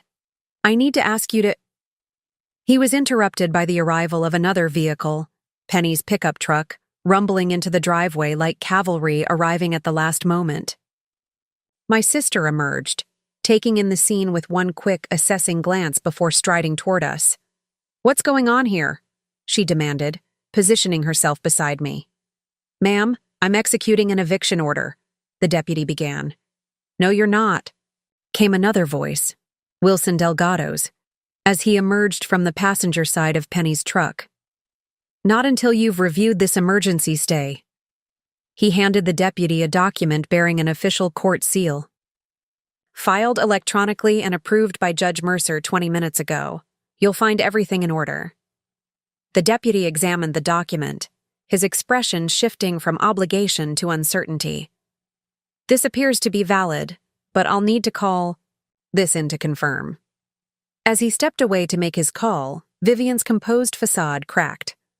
"This is ridiculous," she hissed at Wilson. "You can't possibly have secured a stay this quickly." "Judge Mercer takes a special interest in cases involving potentially fraudulent evictions of pregnant women," Wilson replied calmly, "particularly when presented with evidence of document falsification and utility tampering." The deputy returned, his manner notably different. "The stay is confirmed," he told us. "The eviction is suspended pending further judicial review." Vivian's face contorted with barely controlled rage. "This is absurd. They're damaging my property." "They have no right to—" "Mrs. Hayes," the deputy cut in, "I strongly suggest you leave these premises now. The stay order mentions potential harassment concerns." For a moment, I thought she might actually lose control completely. Her hands clenched into fists, color flooding her normally composed features. Then, with visible effort, she reassembled her mask. "This isn't over," she said quietly, addressing Drew rather than me. Not by a long shot. As her car pulled away, I sagged against Drew, another contraction, stronger this time, rippling across my abdomen. "Nora?" Penny's voice sharpened with concern. "I think," I said carefully, "we might need to go to the hospital instead of your apartment." Drew's face paled. "The baby? It's too early." "Probably just stress," I assured him, though I was less convinced than before. But better safe than sorry. As Penny helped me to her truck, I looked back at our house. Dark, contested, transformed from dream home to battleground. Yet somehow, standing firm against Vivian's most extreme measures had changed something fundamental in how I viewed the situation. This wasn't just about property rights or legal ownership anymore. It was about reclaiming our power to define our own lives, to establish our own boundaries. Whether or not we ultimately kept this particular house, we had already begun building something more important. A family strong enough to withstand Vivian's manipulations. And that transformation, I realized as we drove toward the hospital, was the true foundation we needed for our daughter's future. The hospital's triage room was a stark contrast to our darkened house, blindingly bright, antiseptic, and filled with the steady beeping of monitors tracking both my vitals and our daughter's heartbeat. After an hour of observation, the doctor confirmed what I'd suspected. "False labor," she explained, reviewing the contraction monitor. "Brought on by dehydration and stress. Your body's sending warning signals, Mrs. Hayes." "So the baby's okay?" Drew asked, gripping my hand tightly. "Perfectly fine," the doctor assured us. "Strong heartbeat, good movement. But," she added, fixing me with a stern look, "you need to minimize stress for the next 6 weeks. Preterm labor is a real risk in high-stress situations." After receiving IV fluids and strict instructions to rest, I was discharged near midnight. The utilities at our house remained disconnected, so we headed to Penny's apartment, all of us exhausted from the day's events. "You take the bedroom," Penny insisted, already converting her couch into a makeshift bed for herself. "I've put fresh sheets on everything." I was too tired to argue, collapsing onto her bed while Drew brought in our hastily packed bags. Just before I drifted off, I heard his phone chime with a message. "Who's texting at this hour?" I murmured sleepily. Drew stared at his screen, his expression unreadable in the dim light. "It's from Mom." I forced myself back to alertness. What does she want now? "To meet tomorrow," he said, sitting heavily on the edge of the bed. "Just her and me. She says she's ready to end this painful situation once and for all." Warning bells rang in my mind. It's another manipulation. She's trying to isolate you, get you alone where she can work on your emotions without anyone interfering. "I know," he sighed, setting the phone aside. "But what if this is our chance to finally resolve everything? What if she's genuinely ready to surrender? After what she pulled today?" I shook my head. She had us evicted, Drew. She claimed we were renters and filed false documents with the sheriff's department. That's not someone preparing to surrender. He lay down beside me, staring at the ceiling. "You're right. But I need to end this, Nora. For you, for the baby, for all of us. I can't keep fighting her while you're at risk of preterm labor." "We'll end it together," I insisted, taking his hand. "That's the only way this works. As a united front. The moment she gets you alone, she'll deploy every emotional weapon in her arsenal." Drew was quiet for a long moment. What if I recorded the conversation? Brought Wilson's associate as a witness? She'd still think she was getting what she wanted, me alone, but I'd have protection from her manipulations. The idea had merit. Wilson did say her next move would be desperate. Maybe we can use that desperation to our advantage. We spent the next hour formulating a plan, finally falling asleep as dawn began to lighten Penny's bedroom curtains. Morning came too quickly, with Wilson arriving at 8 a.m. to discuss strategy. "Recording the conversation is smart," he agreed, "but having a witness is even better. My associate Clara can accompany you as your legal advisor. Not threatening enough to send Vivian running, but sufficient to keep everything above board." "What about the utilities at our house?" I asked. "And the eviction attempt?" "The utilities should be restored by noon today per the judge's order," Wilson explained. "And I've filed a formal complaint about the fraudulent eviction. The sheriff's department is not happy about being misled." Drew nodded, checking his watch. "Mom wants to meet at 10 a.m. at Bernard's office." "Not neutral territory," Wilson noted with a frown.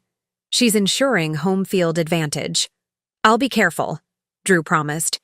"Clara will have the documents ready if Mom actually agrees to surrender her claims." "Everything prepared," Wilson confirmed. "Full transfer of property rights back to you and Nora, dissolution of Hayes family holdings, and a legally binding agreement regarding future contact and boundaries." As Drew prepared to leave, I felt a flutter of anxiety. Despite our precautions, Vivian had proven remarkably adept at emotional manipulation, particularly with her son. Would our preparations be enough? "Remember," I said, hugging him tightly at the door, "she'll try to reframe everything, paint herself as the victim, make you feel guilty for standing up to her. She might even threaten to cut you off completely." "I know her playbook," he assured me, though I detected uncertainty beneath his confidence. "I'll call you as soon as it's done, one way or another." After he left, Wilson, Penny, and I gathered around Penny's kitchen table, reviewing contingency plans while we waited. The minutes crept by with excruciating slowness. "Should we have heard something by now?" I asked, checking my phone for the dozenth time in an hour. "These negotiations can take time," Wilson reassured me, though I noticed him glancing at his own watch with increasing frequency. When Drew finally called around noon, his voice sounded strained. "Can you come to Bernard's office, all of you? There's something you need to see." "What happened?" I demanded, immediately alert. Are you okay? I'm fine, he said, though his tone suggested otherwise. Mom wants to speak with everyone together. She says she has proof. We won't want made public. My stomach clenched with foreboding. Proof of what? She wouldn't tell me specifically, just that it changes everything about our situation. Wilson should definitely be here. We arrived at Bernard's plush downtown office 30 minutes later, directed by a somber receptionist to a large conference room where Drew waited with Clara, Vivian, and Bernard. The tension in the room was palpable, like oxygen had been replaced with something heavier and more difficult to breathe. Drew's face was ashen, his eyes meeting mine with a complicated mixture of emotions I couldn't fully decipher. Vivian, by contrast, appeared almost serene, her composure fully restored after yesterday's uncharacteristic display of anger. Nora, dear, she greeted me with poisonous politeness. I'm so glad you could join us for this family meeting. What's this about, Vivian? I asked directly, taking the seat beside Drew. What proof are you claiming to have? Bernard cleared his throat, sliding a folder across the polished table. Before we proceed, I want to make clear that Hayes Family Holdings has always operated within legal parameters, despite recent accusations. Wilson reached for the folder, but Vivian placed her hand on it first. I think Nora should see this directly. After all, it concerns her most intimately. The way she emphasized intimately sent a chill through me.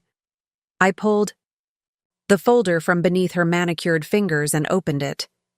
Inside was a stack of papers, financial records, bank statements, and credit reports. My bank statements, my credit reports, documents I'd never authorized anyone to access. What is this? I demanded, scanning the highlighted sections. How did you get my personal financial information? That's hardly relevant, Vivian dismissed. What matters is what these records show. I continued reading, my confusion growing. The document showed regular payments from my personal account to a company called Phoenix Design Collective over the past 5 years, payments ranging from $2,000 to $8,000, totaling nearly $200,000. I've never heard of Phoenix Design, I said, looking up in bewilderment. I've never made these payments. And yet, Bernard interjected smoothly, the transactions appear on your bank statements. Regular payments from your personal account, not joint accounts with Drew, notably, to a company that specializes in acquiring and flipping distressed properties. The implication hung in the air, unspoken but clear. I turned to Drew, whose expression had transformed from ashen to confused. This is absurd, I told him. You know I've never had this kind of money. My freelance work barely covered my student loans before we were married. Which raises the question, Vivian said, her voice dripping with false concern. Where did the money come from? And why keep these investments secret from your husband? Wilson was already examining the documents with professional scrutiny. These appear to be altered, he observed. The formatting of these transaction records doesn't match standard bank statement layouts. Baseless accusations, Bernard replied. We obtained these through legal channels. If Ms. Mrs. Hayes, wishes to claim fraud, that would require a formal investigation, one that would necessarily probe deeply into her financial history. The threat was clear. Pursue this, and they'd ensure a humiliating, invasive examination of my finances, dragging out our conflict even longer. What exactly are you suggesting? Drew asked, his voice tight with controlled anger. Vivian leaned forward, her expression a masterpiece of maternal concern. Only that perhaps Nora hasn't been entirely forthcoming about her financial situation. That perhaps her interest in the house might not be as sentimental as she's claimed. This is another manipulation, I stated flatly. Just like everything else you've done. I have no connection to Phoenix Design Collective. I've never had secret investments. This is a fabrication, just like the tax delinquency, just like the eviction order. Then you won't mind signing this, Bernard said, producing another document. A simple authorization for a complete financial audit. If you have nothing to hide, it should resolve this question immediately. The trap was elegant in its simplicity. Refuse, and I'd appear guilty of financial deception. Agree, and they'd drag out the process for months, creating yet another source of stress and conflict. Between Drew and me, I was about to respond when Penny, who had been uncharacteristically quiet, suddenly spoke up. Phoenix Design Collective, she said, pulling out her phone. Based in Arizona, incorporated 5 years ago? Bernard nodded, clearly surprised by her knowledge. That's correct. Funny coincidence, Penny continued, thumbing through her phone. I just finished a website for a client who mentioned working with them last year. Said they were a front for some high-end real estate investors. Playing tax games. She turned her phone around, showing us a LinkedIn page. Phoenix Design Collective's CEO is, well, look at that. Patricia Winters. Any relation to Harold Winters, the founding partner at Drew's firm? The one you're friends with, Vivian? The conference room fell silent. Vivian's perfect composure slipped, just slightly, a tightening around her eyes, a momentary clench of her jaw. I have no idea what you're implying, she said stiffly. I think you do, Penny countered. I think you created these fake transactions using your connection to Harold Winters and his wife's company? Probably the same way you fabricated the tax delinquency and the rental agreement. You're getting sloppy, Vivian. Desperate people make mistakes. Wilson was already on his feet. I've seen enough. These documents constitute fraudulent misrepresentation at best, criminal fraud at worst. We'll be filing formal complaints with the state bar regarding Mr. Bernard's conduct and pursuing all available legal remedies for this latest attempt at manipulation. You can't prove anything, Bernard blustered, though his confidence had visibly diminished. Actually, Clara spoke up, holding up her phone. This entire conversation has been recorded, with permission from Mr. Hayes. Pretty compelling evidence of attempted fraud. Drew stood, his decision made. We're done here. Mom, I gave you a chance to end this honorably. Instead, you tried to destroy my marriage with fabricated evidence. There's nothing left to discuss. Vivian's facade finally cracked completely. You're making a terrible mistake, she said, her voice raw with emotion that seemed, for once, genuine. Everything I've done has been to protect you. From what? Drew demanded. From happiness? From independence? From building my own family? From losing everything, she snapped. Your father trusted people too easily. He let others make decisions, handle the finances, manage our lives. When he died, I discovered we were nearly bankrupt because he'd been too trusting, too willing, to let others take control.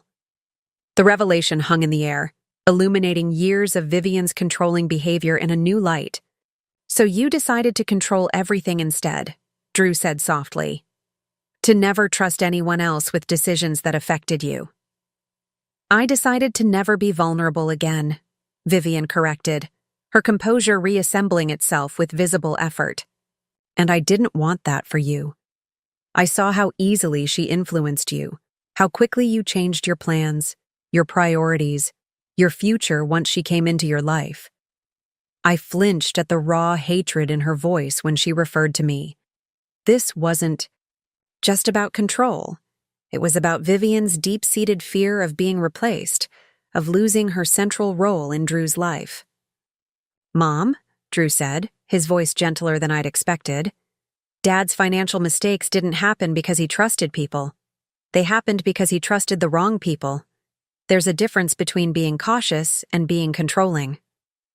He moved to stand beside me, his hand finding mine. I trust Nora. Not blindly, but completely. She's my partner, not my rival for control. That's something you've never understood about marriage. Vivian's eyes glistened with unshed tears, Whether from genuine emotion or strategic display, I couldn't tell. "You'll regret this decision." "No," Drew replied with quiet certainty. "I think for the first time in years I won't have regrets, because I'm finally making my own choices." He turned to Bernard. "We'll expect full transfer documents for the house by end of business tomorrow. Complete dissolution of Hayes family, holdings, and a notarized statement acknowledging that all claims against us were fraudulent." "Or," Bernard challenged, though without much conviction. Wilson answered for us. "Or we proceed with criminal charges for fraud, document falsification, unauthorized access to financial records, and abuse of legal process. The district attorney's office has already expressed interest in the falsified eviction order." As we gathered our belongings to leave, Vivian made one final attempt. "Drew," she called, her voice breaking slightly. "If you walk out that door, we're finished. Do you understand? I won't be there when this all falls apart." Drew paused at the threshold, turning back to face his mother. "That's your choice, Mom. Just like this was your choice. For what it's worth, I hope someday you understand the difference between loving someone and controlling them." The door closed behind us with quiet finality. In the hallway, Drew pulled me into a tight embrace, his whole body trembling with emotion. "Are you okay?" I whispered against his shoulder. "No," he admitted honestly. "But I will be, we will be." As we left the building, stepping into the bright afternoon sunlight, I felt a weight lift. Not just the immediate pressure of Vivian's schemes, but the heavier burden of living under her influence. Whatever challenges lay ahead, we would face them as partners, not as pawns in someone else's game. Drew's phone chimed with a message from Wilson's office. "The utilities have been restored at the house," he reported. "We can go home." Home. The word held new meaning now, not just a physical structure with walls and a roof, but a space defined by trust, honesty, and mutual respect. A foundation for the family we were creating together. As we drove toward our Craftsman house, I rested one hand on my belly, feeling our daughter's reassuring movements. "We should paint those clouds back on the nursery ceiling," I said. "The ones Vivian had painted over." Drew smiled, the first genuine smile I'd seen in weeks. "I was thinking the same thing. Maybe some stars too. A whole night sky for her to dream under." For the first time since discovering Vivian's manipulations, the future stretched before us clear and open. Not without challenges, but free from the shadow that had darkened our lives for so long. The house waiting for us was just a structure, but what we would build within it was something Vivian had never understood and could never control. A home founded on love rather than fear, on partnership rather than power. 6 weeks later, as the first snowfall of winter dusted our craftsman's roof with crystalline white, I sat in the newly finished nursery, admiring the night sky Drew had painted across the ceiling. Stars of varying sizes twinkled against a deep, blue background, constellations carefully researched and precisely positioned, with the cloud formations I'd originally envisioned floating dreamily among them. "Perfect timing," I told our daughter, who squirmed beneath my palm. "You waited until everything was ready." My due date had arrived exactly on schedule, the contractions beginning in the early morning hours with gentle regularity. Unlike the false labor scare, these pains built steadily, unmistakably announcing the imminent arrival of our daughter. Drew appeared in the doorway, car keys in hand, hospital bag over his shoulder. "How are you doing? Ready to go?" I nodded, allowing him to help me from the rocking chair we'd restored together, one of many projects we'd completed in the weeks since reclaiming our home. Each renovation, each decoration choice, each piece of furniture had become a declaration of independence, a conscious reclaiming of the space that had nearly been taken from us. The transformation wasn't just physical. In the aftermath of our final confrontation with Vivian, the legal proceedings had moved with surprising swiftness. Bernard, faced with potential disbarment and criminal charges, had quickly produced all the documentation we demanded, properly transferring the house entirely to our names and dissolving Hayes Family Holdings, LLC. Harriet had been instrumental in unraveling the web of deception, providing records that proved the tax delinquency had been fabricated. The sheriff's department had formally apologized for the attempted eviction, launching an internal investigation into how such fraudulent documents had made it through their verification process. As for Vivian, she had maintained her promise to cut contact completely. Her house had been listed for sale 2 weeks after our confrontation, and according to mutual acquaintances, she had moved to Arizona, perhaps not coincidentally, the home state of Phoenix Design Collective. Contraction?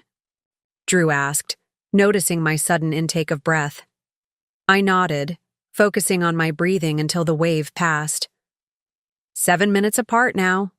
Definitely time to go. The drive to the hospital was surreal, the same route we'd taken during the false labor. Scare, but with an entirely different emotional landscape. No fear, no stress, just anticipation and the peaceful knowledge that whatever challenges lay ahead, we would face them together. Penny met us at the hospital entrance, camera in hand, to document our daughter's arrival. "How's my favorite mama to be?" she greeted, hugging me awkwardly around my enormous belly. "Ready," I replied simply, pausing as another contraction built and receded. The next 12 hours passed in the intense focus of labor, the world narrowing to breath, pain, rest, repeat. Drew never left my side, his steady presence anchoring me through the most challenging moments. When our daughter finally arrived, her indignant cry filling the delivery room, the months of conflict and stress seemed to dissolve into insignificance.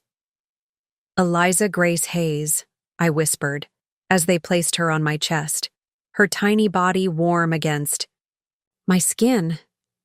We'd chosen the name together, Grace for my grandmother, Eliza simply because we loved it.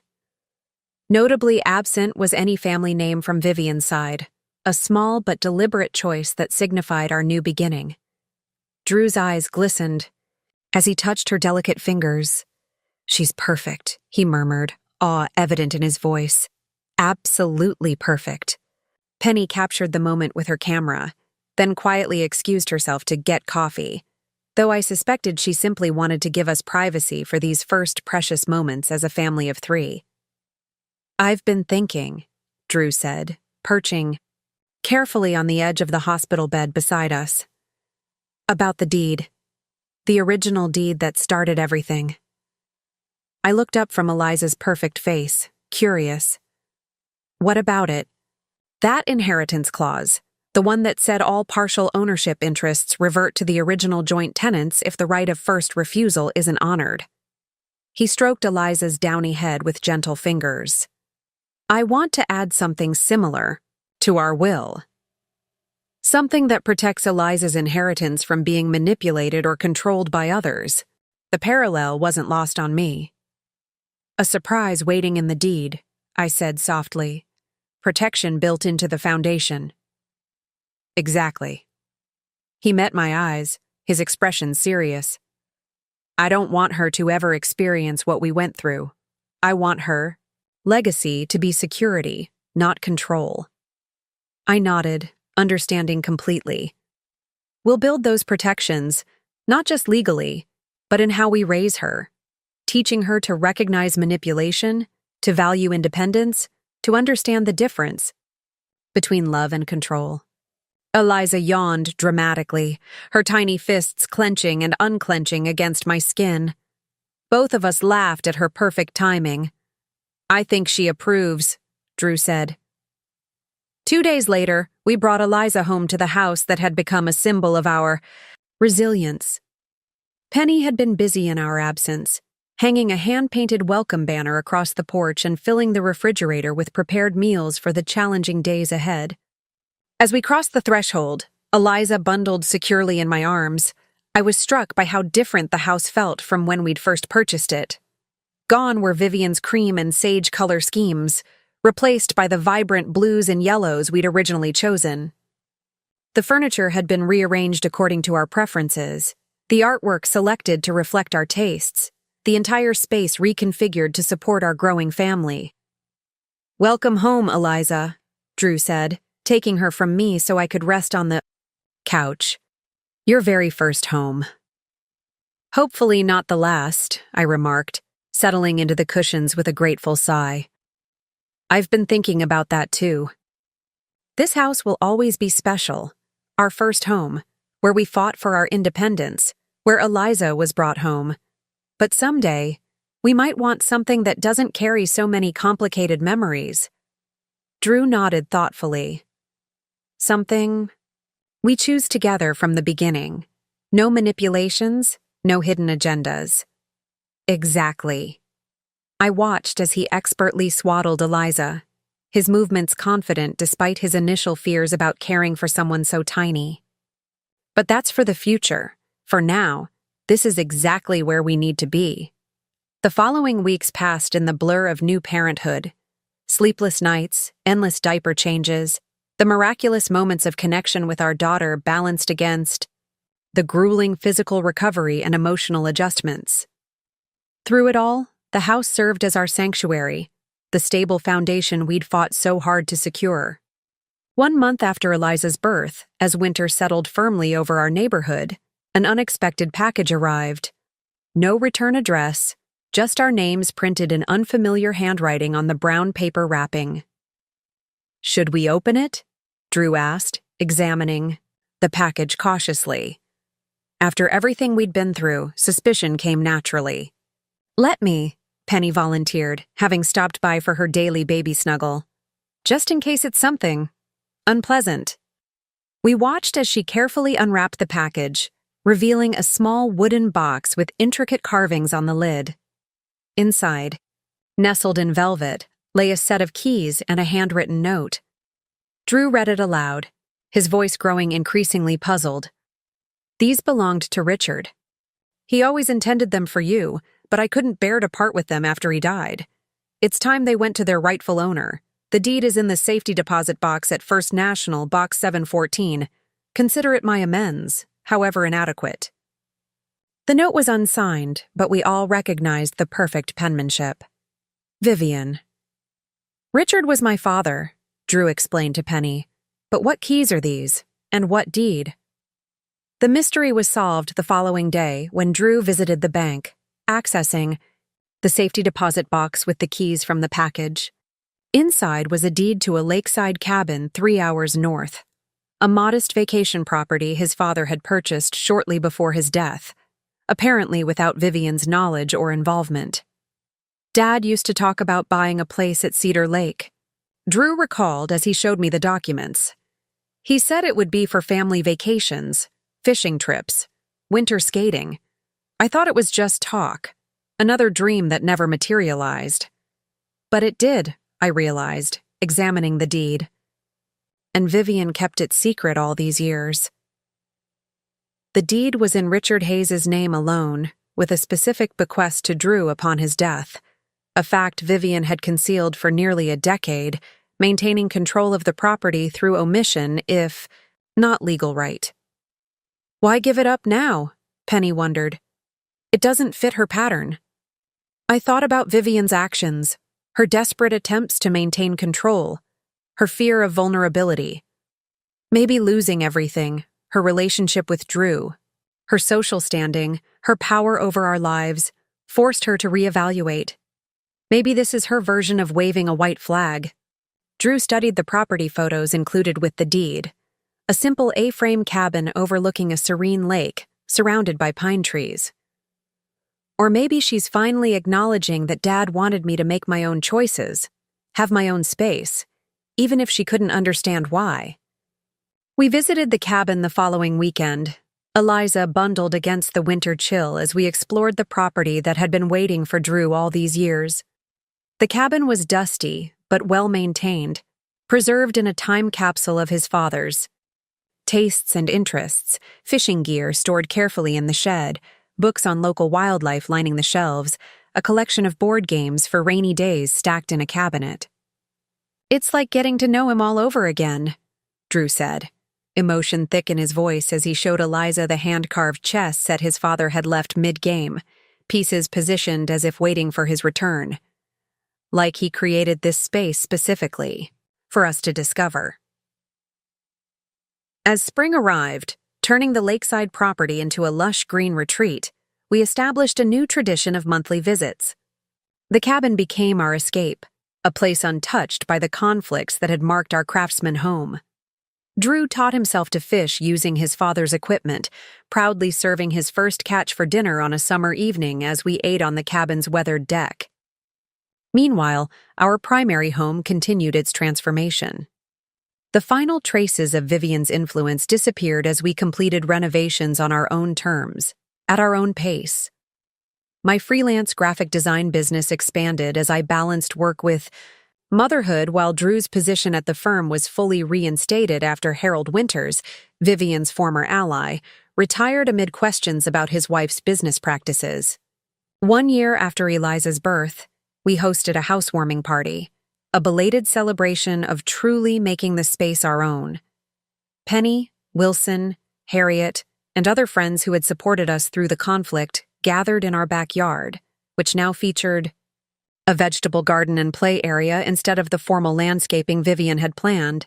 "To new beginnings," Harriet toasted, raising her glass as Eliza toddled unsteadily between clusters of guests, delighting everyone with her determined independence. "And to surprises in deeds," I added, exchanging a meaningful glance with Drew. "The ones that protect instead of control." Later that evening, as our guests departed and Eliza finally surrendered to sleep, Drew and I sat on our porch swing, watching fireflies illuminate the summer darkness. "I've been thinking about my mother," he said quietly, his arm warm around my shoulders. "About forgiveness." I waited, understanding the complexity of his feelings. Vivian had caused tremendous damage, yet she was still his mother, still connected to him through bonds that couldn't be entirely severed by conflict. "I'm not ready to have her in our lives again," he continued. "Maybe I never will be. But I think I understand her better now. The fear that drove her, the loss that shaped her choices." "Understanding isn't the same as excusing," I reminded him gently. "No," he agreed, "but it helps me let go of the anger. For my sake, not hers." I leaned against him, contemplating the journey we'd traveled.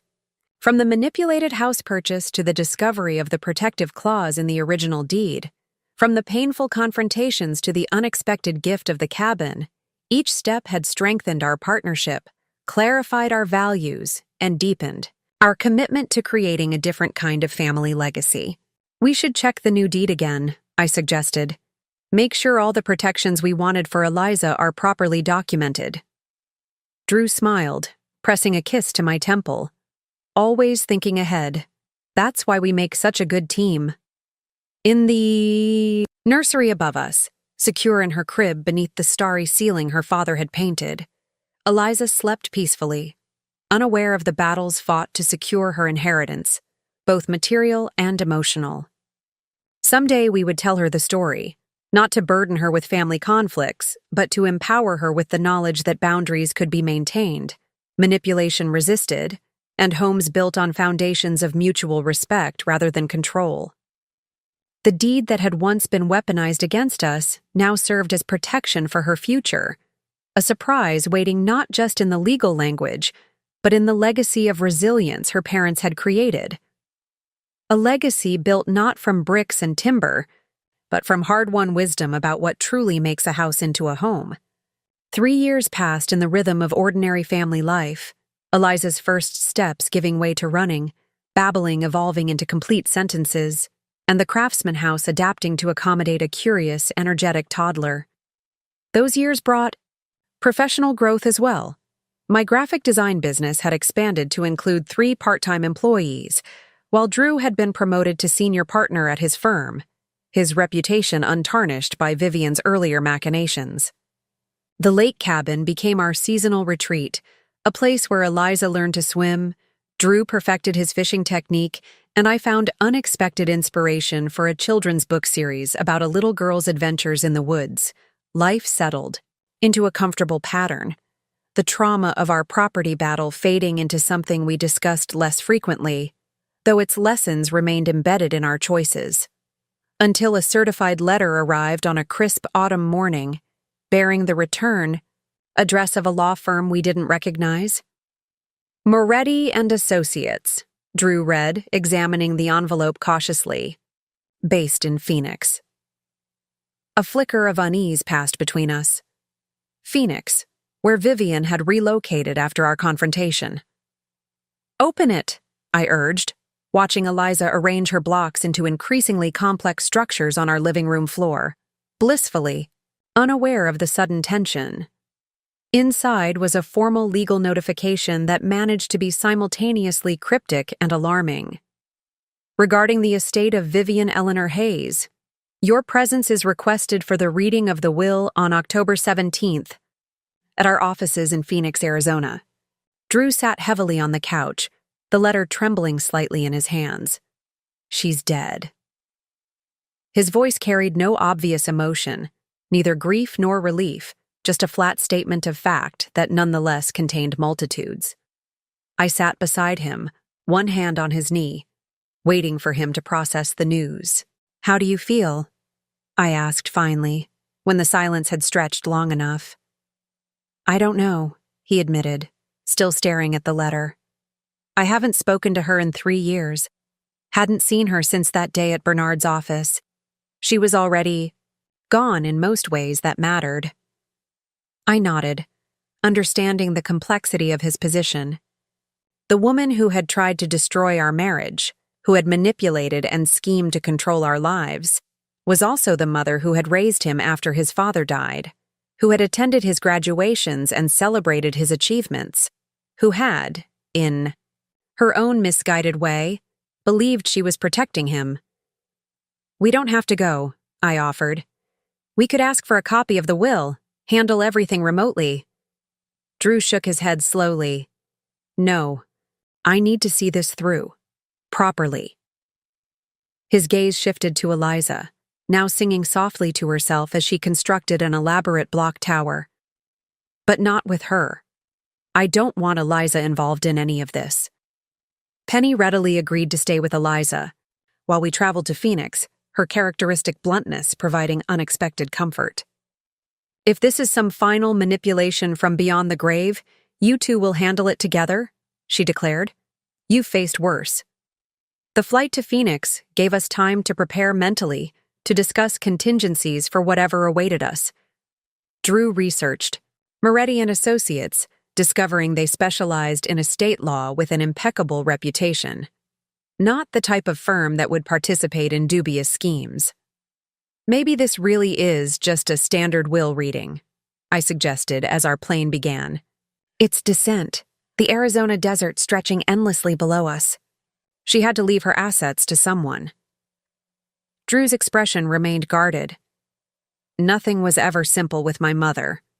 I doubt that's changed, even in death.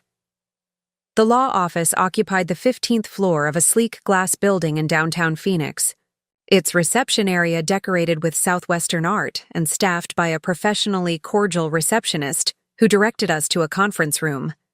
The others are already waiting, she informed us. Mr. Moretti will be with you shortly. Others? I exchanged a glance with Drew, wondering who else Vivian might have included in her final arrangements. We hadn't considered that we wouldn't be the only ones summoned. The conference room contained 4 people seated around a polished table. An elderly couple I didn't recognize, a middle-aged woman with Vivian's distinctive posture, and a young man approximately college-aged who bore a striking resemblance to Drew. Drew, the middle-aged woman rose, her expression a complicated mixture of emotions. You came. Aunt Catherine, Drew acknowledged with evident surprise. I didn't know you'd be here. Introductions followed rapidly. Catherine was Vivian's younger sister, estranged for nearly 20 years for reasons neither would discuss. The elderly couple were Vivian's former neighbors from Oak Ridge, Martin and Edith Carroll, who had apparently maintained correspondence after her relocation. The young man was Jason Hayes, a distant cousin on Drew's father's side whom Vivian had been financially supporting through college. Mom didn't tell me she was in touch with any of you, Drew admitted, settling into a chair beside me. That was Vivian's way, Catherine replied with a rueful smile. Compartmentalizing her relationships, keeping everyone in separate boxes. I only learned she was ill 6 months ago, when she finally reached out after all these years. Ill? Drew's face registered shock. I didn't know she was sick.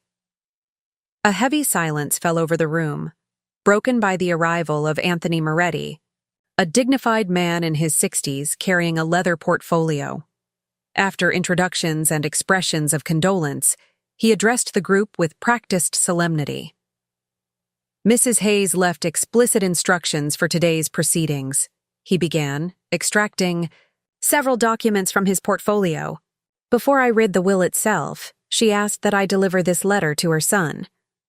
He handed Drew an envelope sealed with wax, an oddly formal touch that seemed characteristic of Vivian's flair for the dramatic. Drew broke the seal carefully, unfolding several pages of his mother's distinctive handwriting. Would you like privacy to read this? Moretti offered. Drew glanced at the first few lines, then shook his head. No. Whatever she has to say, I'd prefer to hear it with everyone present. He began reading aloud, his voice steady despite the evident emotion behind the words.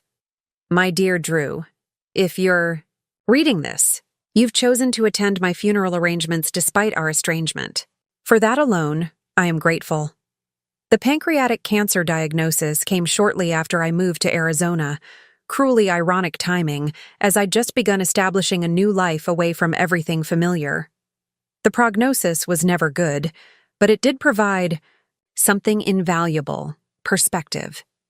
Facing mortality has a clarifying effect on one's priorities. In these final months, I've had ample time to reflect on my choices, particularly regarding you and your family.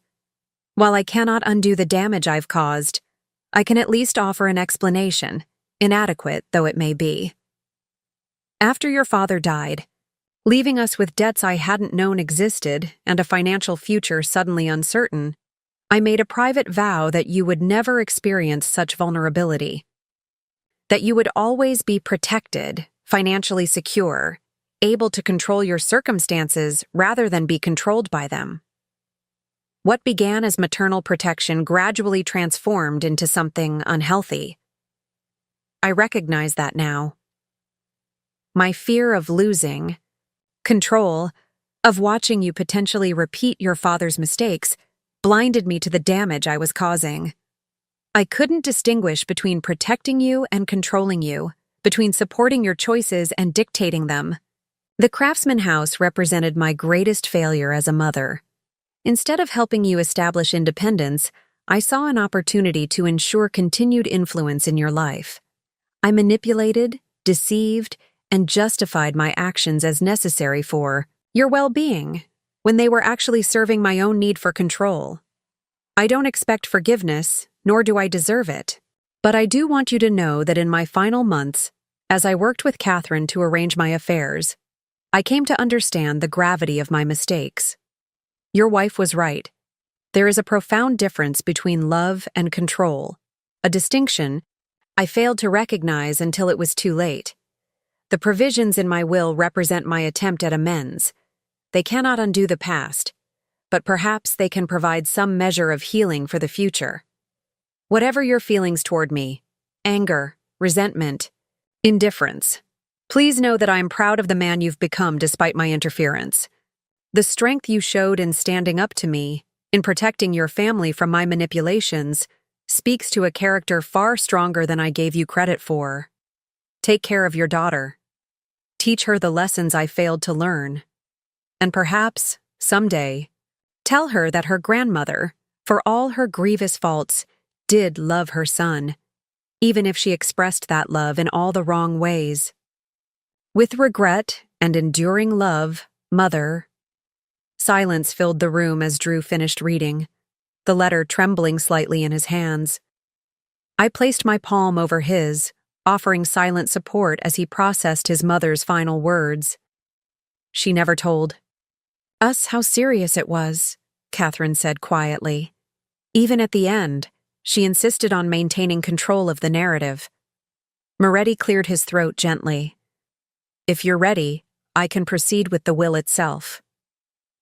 Drew nodded, carefully refolding his mother's letter. Please. The formal reading of the will contained several surprises. The majority of Vivian's substantial estate, the proceeds from selling her Oak Ridge home, investment accounts, and life insurance policies, was divided among various beneficiaries with careful precision. The Carrolls received a generous bequest to fund their retirement travels. Jason's education would be fully funded through graduate school if he chose to continue. Catherine inherited Vivian's personal belongings, jewelry, and art collection. Then came the provisions regarding Drew. To my son, Drew Richard Hayes, I leave my Arizona residence and its contents, with the stipulation that it be used as a vacation property for his family or sold at his discretion. Additionally, I established the Eliza Grace Hayes Education Trust, funded with $250,000, to be used exclusively for my granddaughter's future educational needs. Drew's expression registered shock at the mention of Eliza's name. Vivian had never met her granddaughter, had not even acknowledged her birth. Yet she had not only known her full name, but had established a trust specifically for her benefit. There is one final bequest, Moretti continued, turning to the last page. To Nora Hayes, my daughter-in-law, I leave the contents of safety deposit box number 422 at Phoenix National Bank, along with my sincere apology for actions that cannot be undone but should be acknowledged. Now it was my turn to be stunned. Vivian had never addressed me directly in her correspondence with Drew, had always referred to me in the third person, often with barely concealed disdain. A personal bequest, combined with an explicit apology, was perhaps the last thing I had expected. After the formal reading concluded and paperwork was signed, Catherine approached us with a warmth that contrasted sharply with our memories of Vivian. She was different at the end, she told Drew, her eyes gentle with understanding. Softer, more reflective. The illness stripped away many of her defenses. Why didn't she tell me she was sick? Drew asked, the question that had clearly been troubling him since Catherine's earlier revelation.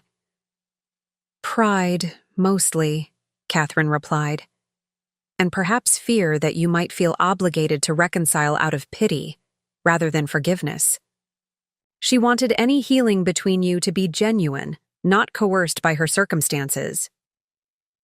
As we prepared to leave, Moretti provided the key to the safety deposit box, along with detailed instructions for accessing it.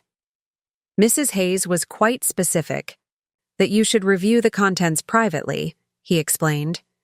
She considered it a matter between the two of you alone. We visited the bank immediately afterward, my curiosity about Vivian's mysterious bequest overriding exhaustion from the emotional day. The safety deposit box contained a single item, a leather-bound journal with a simple note attached to its cover. Nora. The truth, in my own words. Do with it what you will. V.H. The journal spanned the 3 years since our confrontation, beginning with Vivian's relocation to Arizona and continuing through her diagnosis, treatment, and gradual acceptance of her prognosis. What struck me most as I began reading was the radical honesty of her private reflections, so different from the carefully constructed narratives she had presented to the world. She wrote of her initial rage and resentment after losing control of the situation with the house, of her plans for revenge that gradually dissolved as her illness progressed, of her growing recognition, through therapy sessions she'd finally agreed to attend, that her controlling behaviors stemmed from profound anxiety and unresolved grief over her husband's death. Most surprisingly, she wrote about Eliza, the granddaughter she would never meet. She had apparently followed our lives from a distance, through mutual acquaintances and occasional social media glimpses. She described her complex feelings upon seeing photos of Eliza, the regret that her own actions had severed her connection to this new generation of her family. The final entries, written in an increasingly shaky hand as her illness progressed, contained a vulnerability I would never have associated with the Vivian we had known. I wonder if there is a special kind of grief for relationships destroyed by one's own hand. The finality of this diagnosis forces me to acknowledge that I will never have the opportunity to meet my granddaughter, to attempt amends with my son and his wife, to demonstrate that perhaps I could have learned, however belatedly, to love without controlling. As I closed the journal, I found Drew watching me from across our hotel room, his expression questioning. She was trying to understand herself, I explained, passing him the journal. To make sense of her actions. It doesn't excuse anything, but it does explain a lot. Later that night, as we lay in the darkness of our hotel room, Drew spoke the question that had been hovering unspoken between us. What do we do with all this?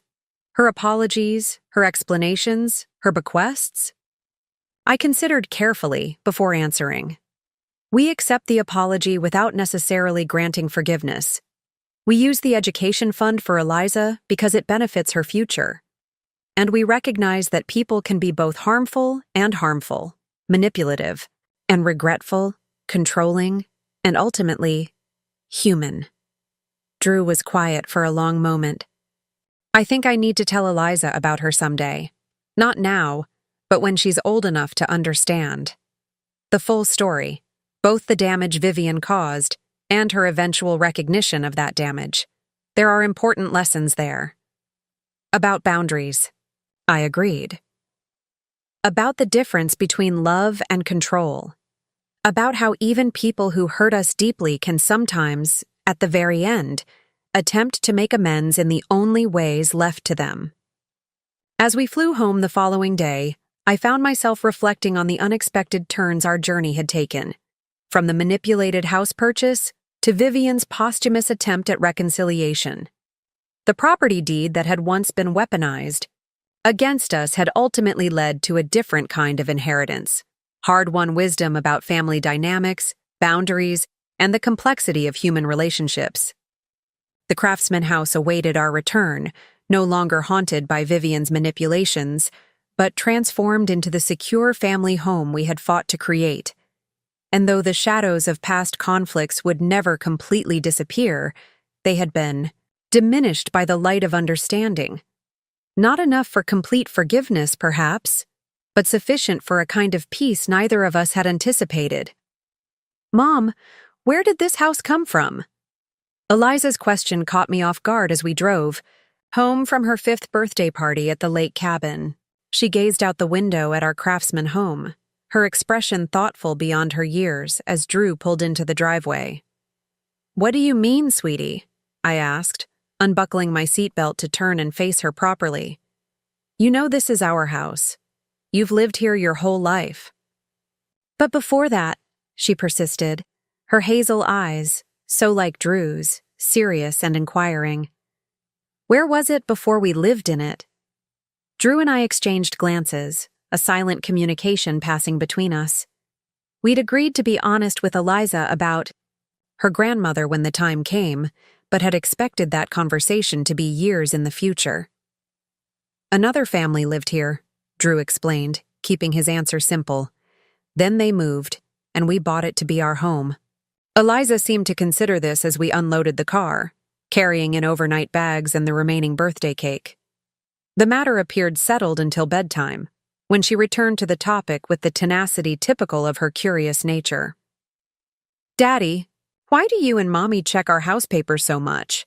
she asked, as Drew tucked her into bed beneath the night sky ceiling he'd painted years ago.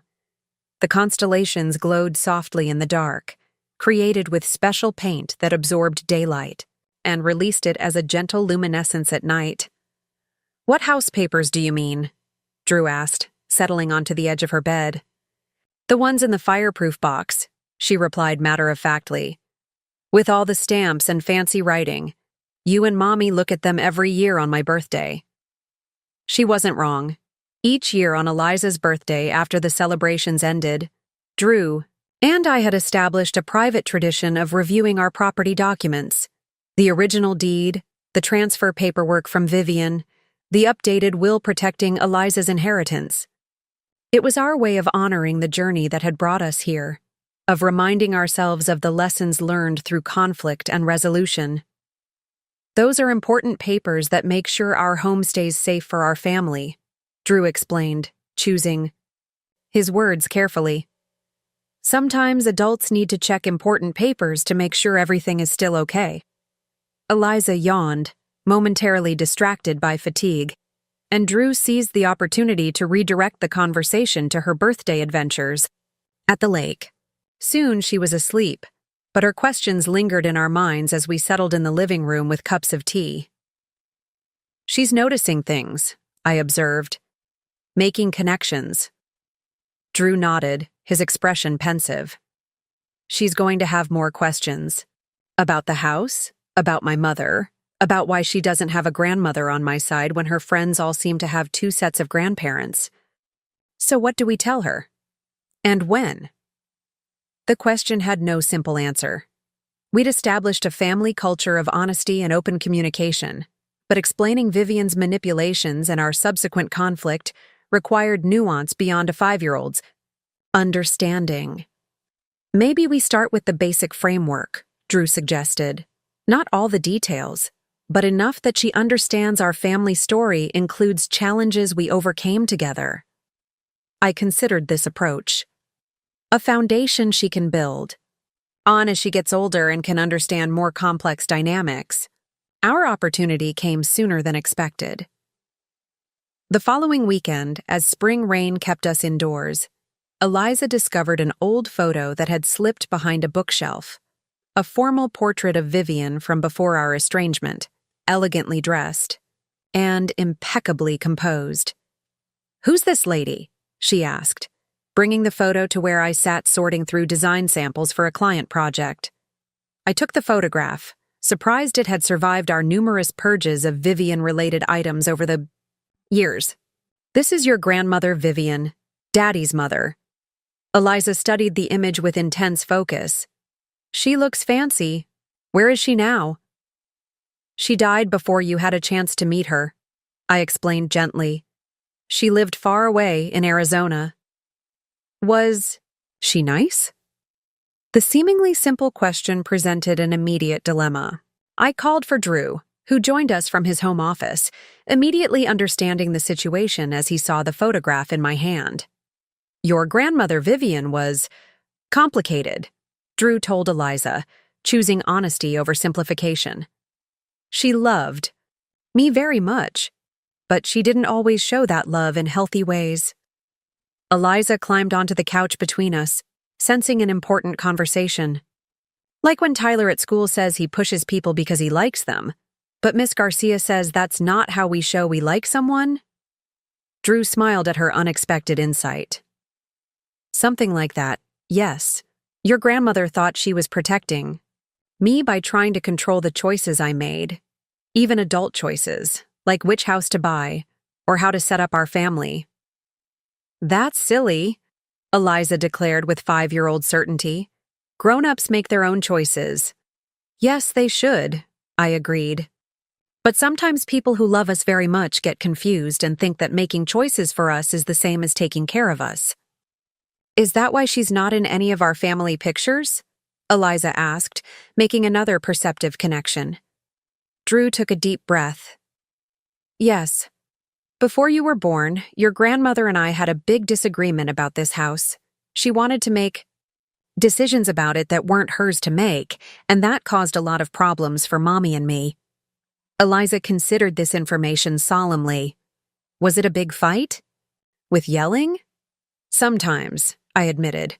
"But more importantly, it was about setting boundaries, explaining to her that while we appreciated her help, we needed to make our own decisions about our lives and our home.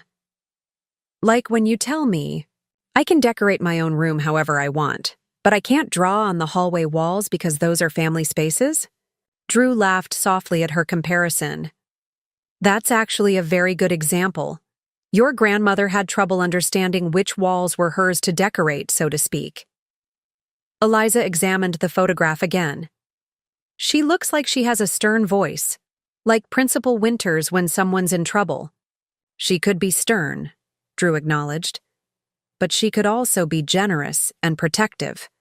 People are complicated that way. They can be both helpful and difficult, kind and controlling. Is that why you check the house papers? To make sure she can't take over the decorating anymore? The insight was so unexpectedly accurate that Drew and I exchanged startled glances before he responded. In a way, yes. Those papers help remind us that this is our family home, and we get to decide how things work here. Satisfied with this explanation, Eliza soon lost interest in the photograph and the conversation, returning to the elaborate block city she'd been constructing in the corner of the living room. But the discussion marked a turning point in our family narrative, the beginning of Eliza's integration into the full story of her heritage, including both the conflicts and the resolutions. In the years that followed, we shared more details, appropriate to her growing maturity. When she was 7, we explained how the inheritance clause in the original deed had protected our ownership. At 9, she learned about Vivian's manipulations regarding the tax delinquency and repairs. By 12, she understood the legal maneuvers, the confrontation, and ultimately, Vivian's posthumous attempts at amends. Rather than damaging her sense of family security, these honest discussions seemed to strengthen Eliza's understanding of healthy relationships. She developed a remarkably nuanced perspective on boundaries, frequently surprising us with her insight into complex interpersonal dynamics among her friends and their families. Madison's grandma is doing the Vivian thing again, she reported matter-of-factly after returning from a friend's house at 13. Telling Madison's parents they're raising her wrong and threatening to change her will if they don't send her to the private school she chose. The way our family story had become a reference point for understanding unhealthy control dynamics was both surprising and gratifying, a testament to the power of honest communication about difficult subjects. When Eliza turned 16, we faced a decision about Vivian's Arizona house, which we had maintained as a rental property since inheriting it. The education trust had grown substantially, ensuring Eliza's college expenses would be fully covered regardless of which institution she chose. The rental income from the Arizona property had been set aside in a separate account, untouched over the years as we deliberated its appropriate use. "I've been thinking," Drew said one evening as we reviewed our annual financial planning, "about my mother's house in Phoenix." "What about it?" I asked, setting aside the budget spreadsheet we'd been discussing. "I think it's time to sell it and do something meaningful with the proceeds. Something that acknowledges both the harm she caused and her attempts to make amends." The idea resonated with me immediately. A foundation of some kind? Something related to family counseling or financial literacy? "I was thinking about housing security, actually," Drew replied. "A program that helps families in danger of losing their homes due to financial manipulation or predatory lending. Resources, legal support, emergency funds." The concept felt right, a transformation of Vivian's legacy from control to support, from manipulation to protection. We presented the idea to Eliza over dinner, wanting her input on a decision that involved her inheritance as well. "I think Grandmother Vivian would have hated it," she said bluntly after considering the proposal, "but also recognized it was the right thing to do. From what you've told me about her journal, she was starting to understand the damage her control caused." Her use of Grandmother Vivian, formal, acknowledging the relationship without falsely personalizing it, reflected the balanced perspective we'd tried to foster. Eliza had never met Vivian, but she had developed a complex understanding of the woman whose actions had so profoundly shaped our family's journey. 6 months later, we officially established the Safe Foundations Initiative, using the proceeds from selling Vivian's Arizona house to provide legal assistance, financial counseling, and emergency support to families facing housing insecurity due to manipulation or fraud. Drew joined the board of directors, bringing his architectural expertise to evaluations of property conditions and repair estimates. turning his professional skills toward protecting others from the very techniques his mother had employed against us. On the day the initiative launched, as we returned home from the official ceremony, Eliza paused on our porch, looking up at the Craftsman house with new appreciation. It's kind of amazing, she reflected, how something that started so negatively ended up helping other people. Like the house itself had a character arc. Drew laughed at her literary analysis. I suppose it did, from battlefield to sanctuary, to catalyst for change. Inside, we gathered around the fireplace in the living room that had witnessed so much of our family's story. Vivian's initial manipulations, our determined resistance, our eventual triumph, and now, the transformation of that conflict into something constructive. You know, I said, watching the flames dance in the hearth we'd redesigned together years ago. We never did solve the mystery of how that inheritance clause ended up in our original deed. The one that specified the right of first refusal and ultimately gave us leverage against Vivian's scheme. Drew nodded thoughtfully. I've always wondered about that. It wasn't standard language for residential property transfers in our area. Bernard certainly didn't add it. It worked against his client's interests, and the previous owners had no reason to include such specific protection. Maybe it was just luck, Eliza suggested, curled up with her latest novel in the window. Seat we'd built during one of our many personalized renovations. Random legal boilerplate that happened to be exactly what you needed. Maybe, I agreed, though the coincidence had always seemed too perfect to be entirely random. Or maybe someone was looking out for us. Drew's expression softened as he glanced toward the small photograph of his father now displayed on our mantel, a conciliatory gesture following our discovery of the lake cabin and our gradual integration of Richard Hayes's memory into our family narrative. Dad was friends with a real estate attorney, he said quietly. They played golf together every Thursday for years.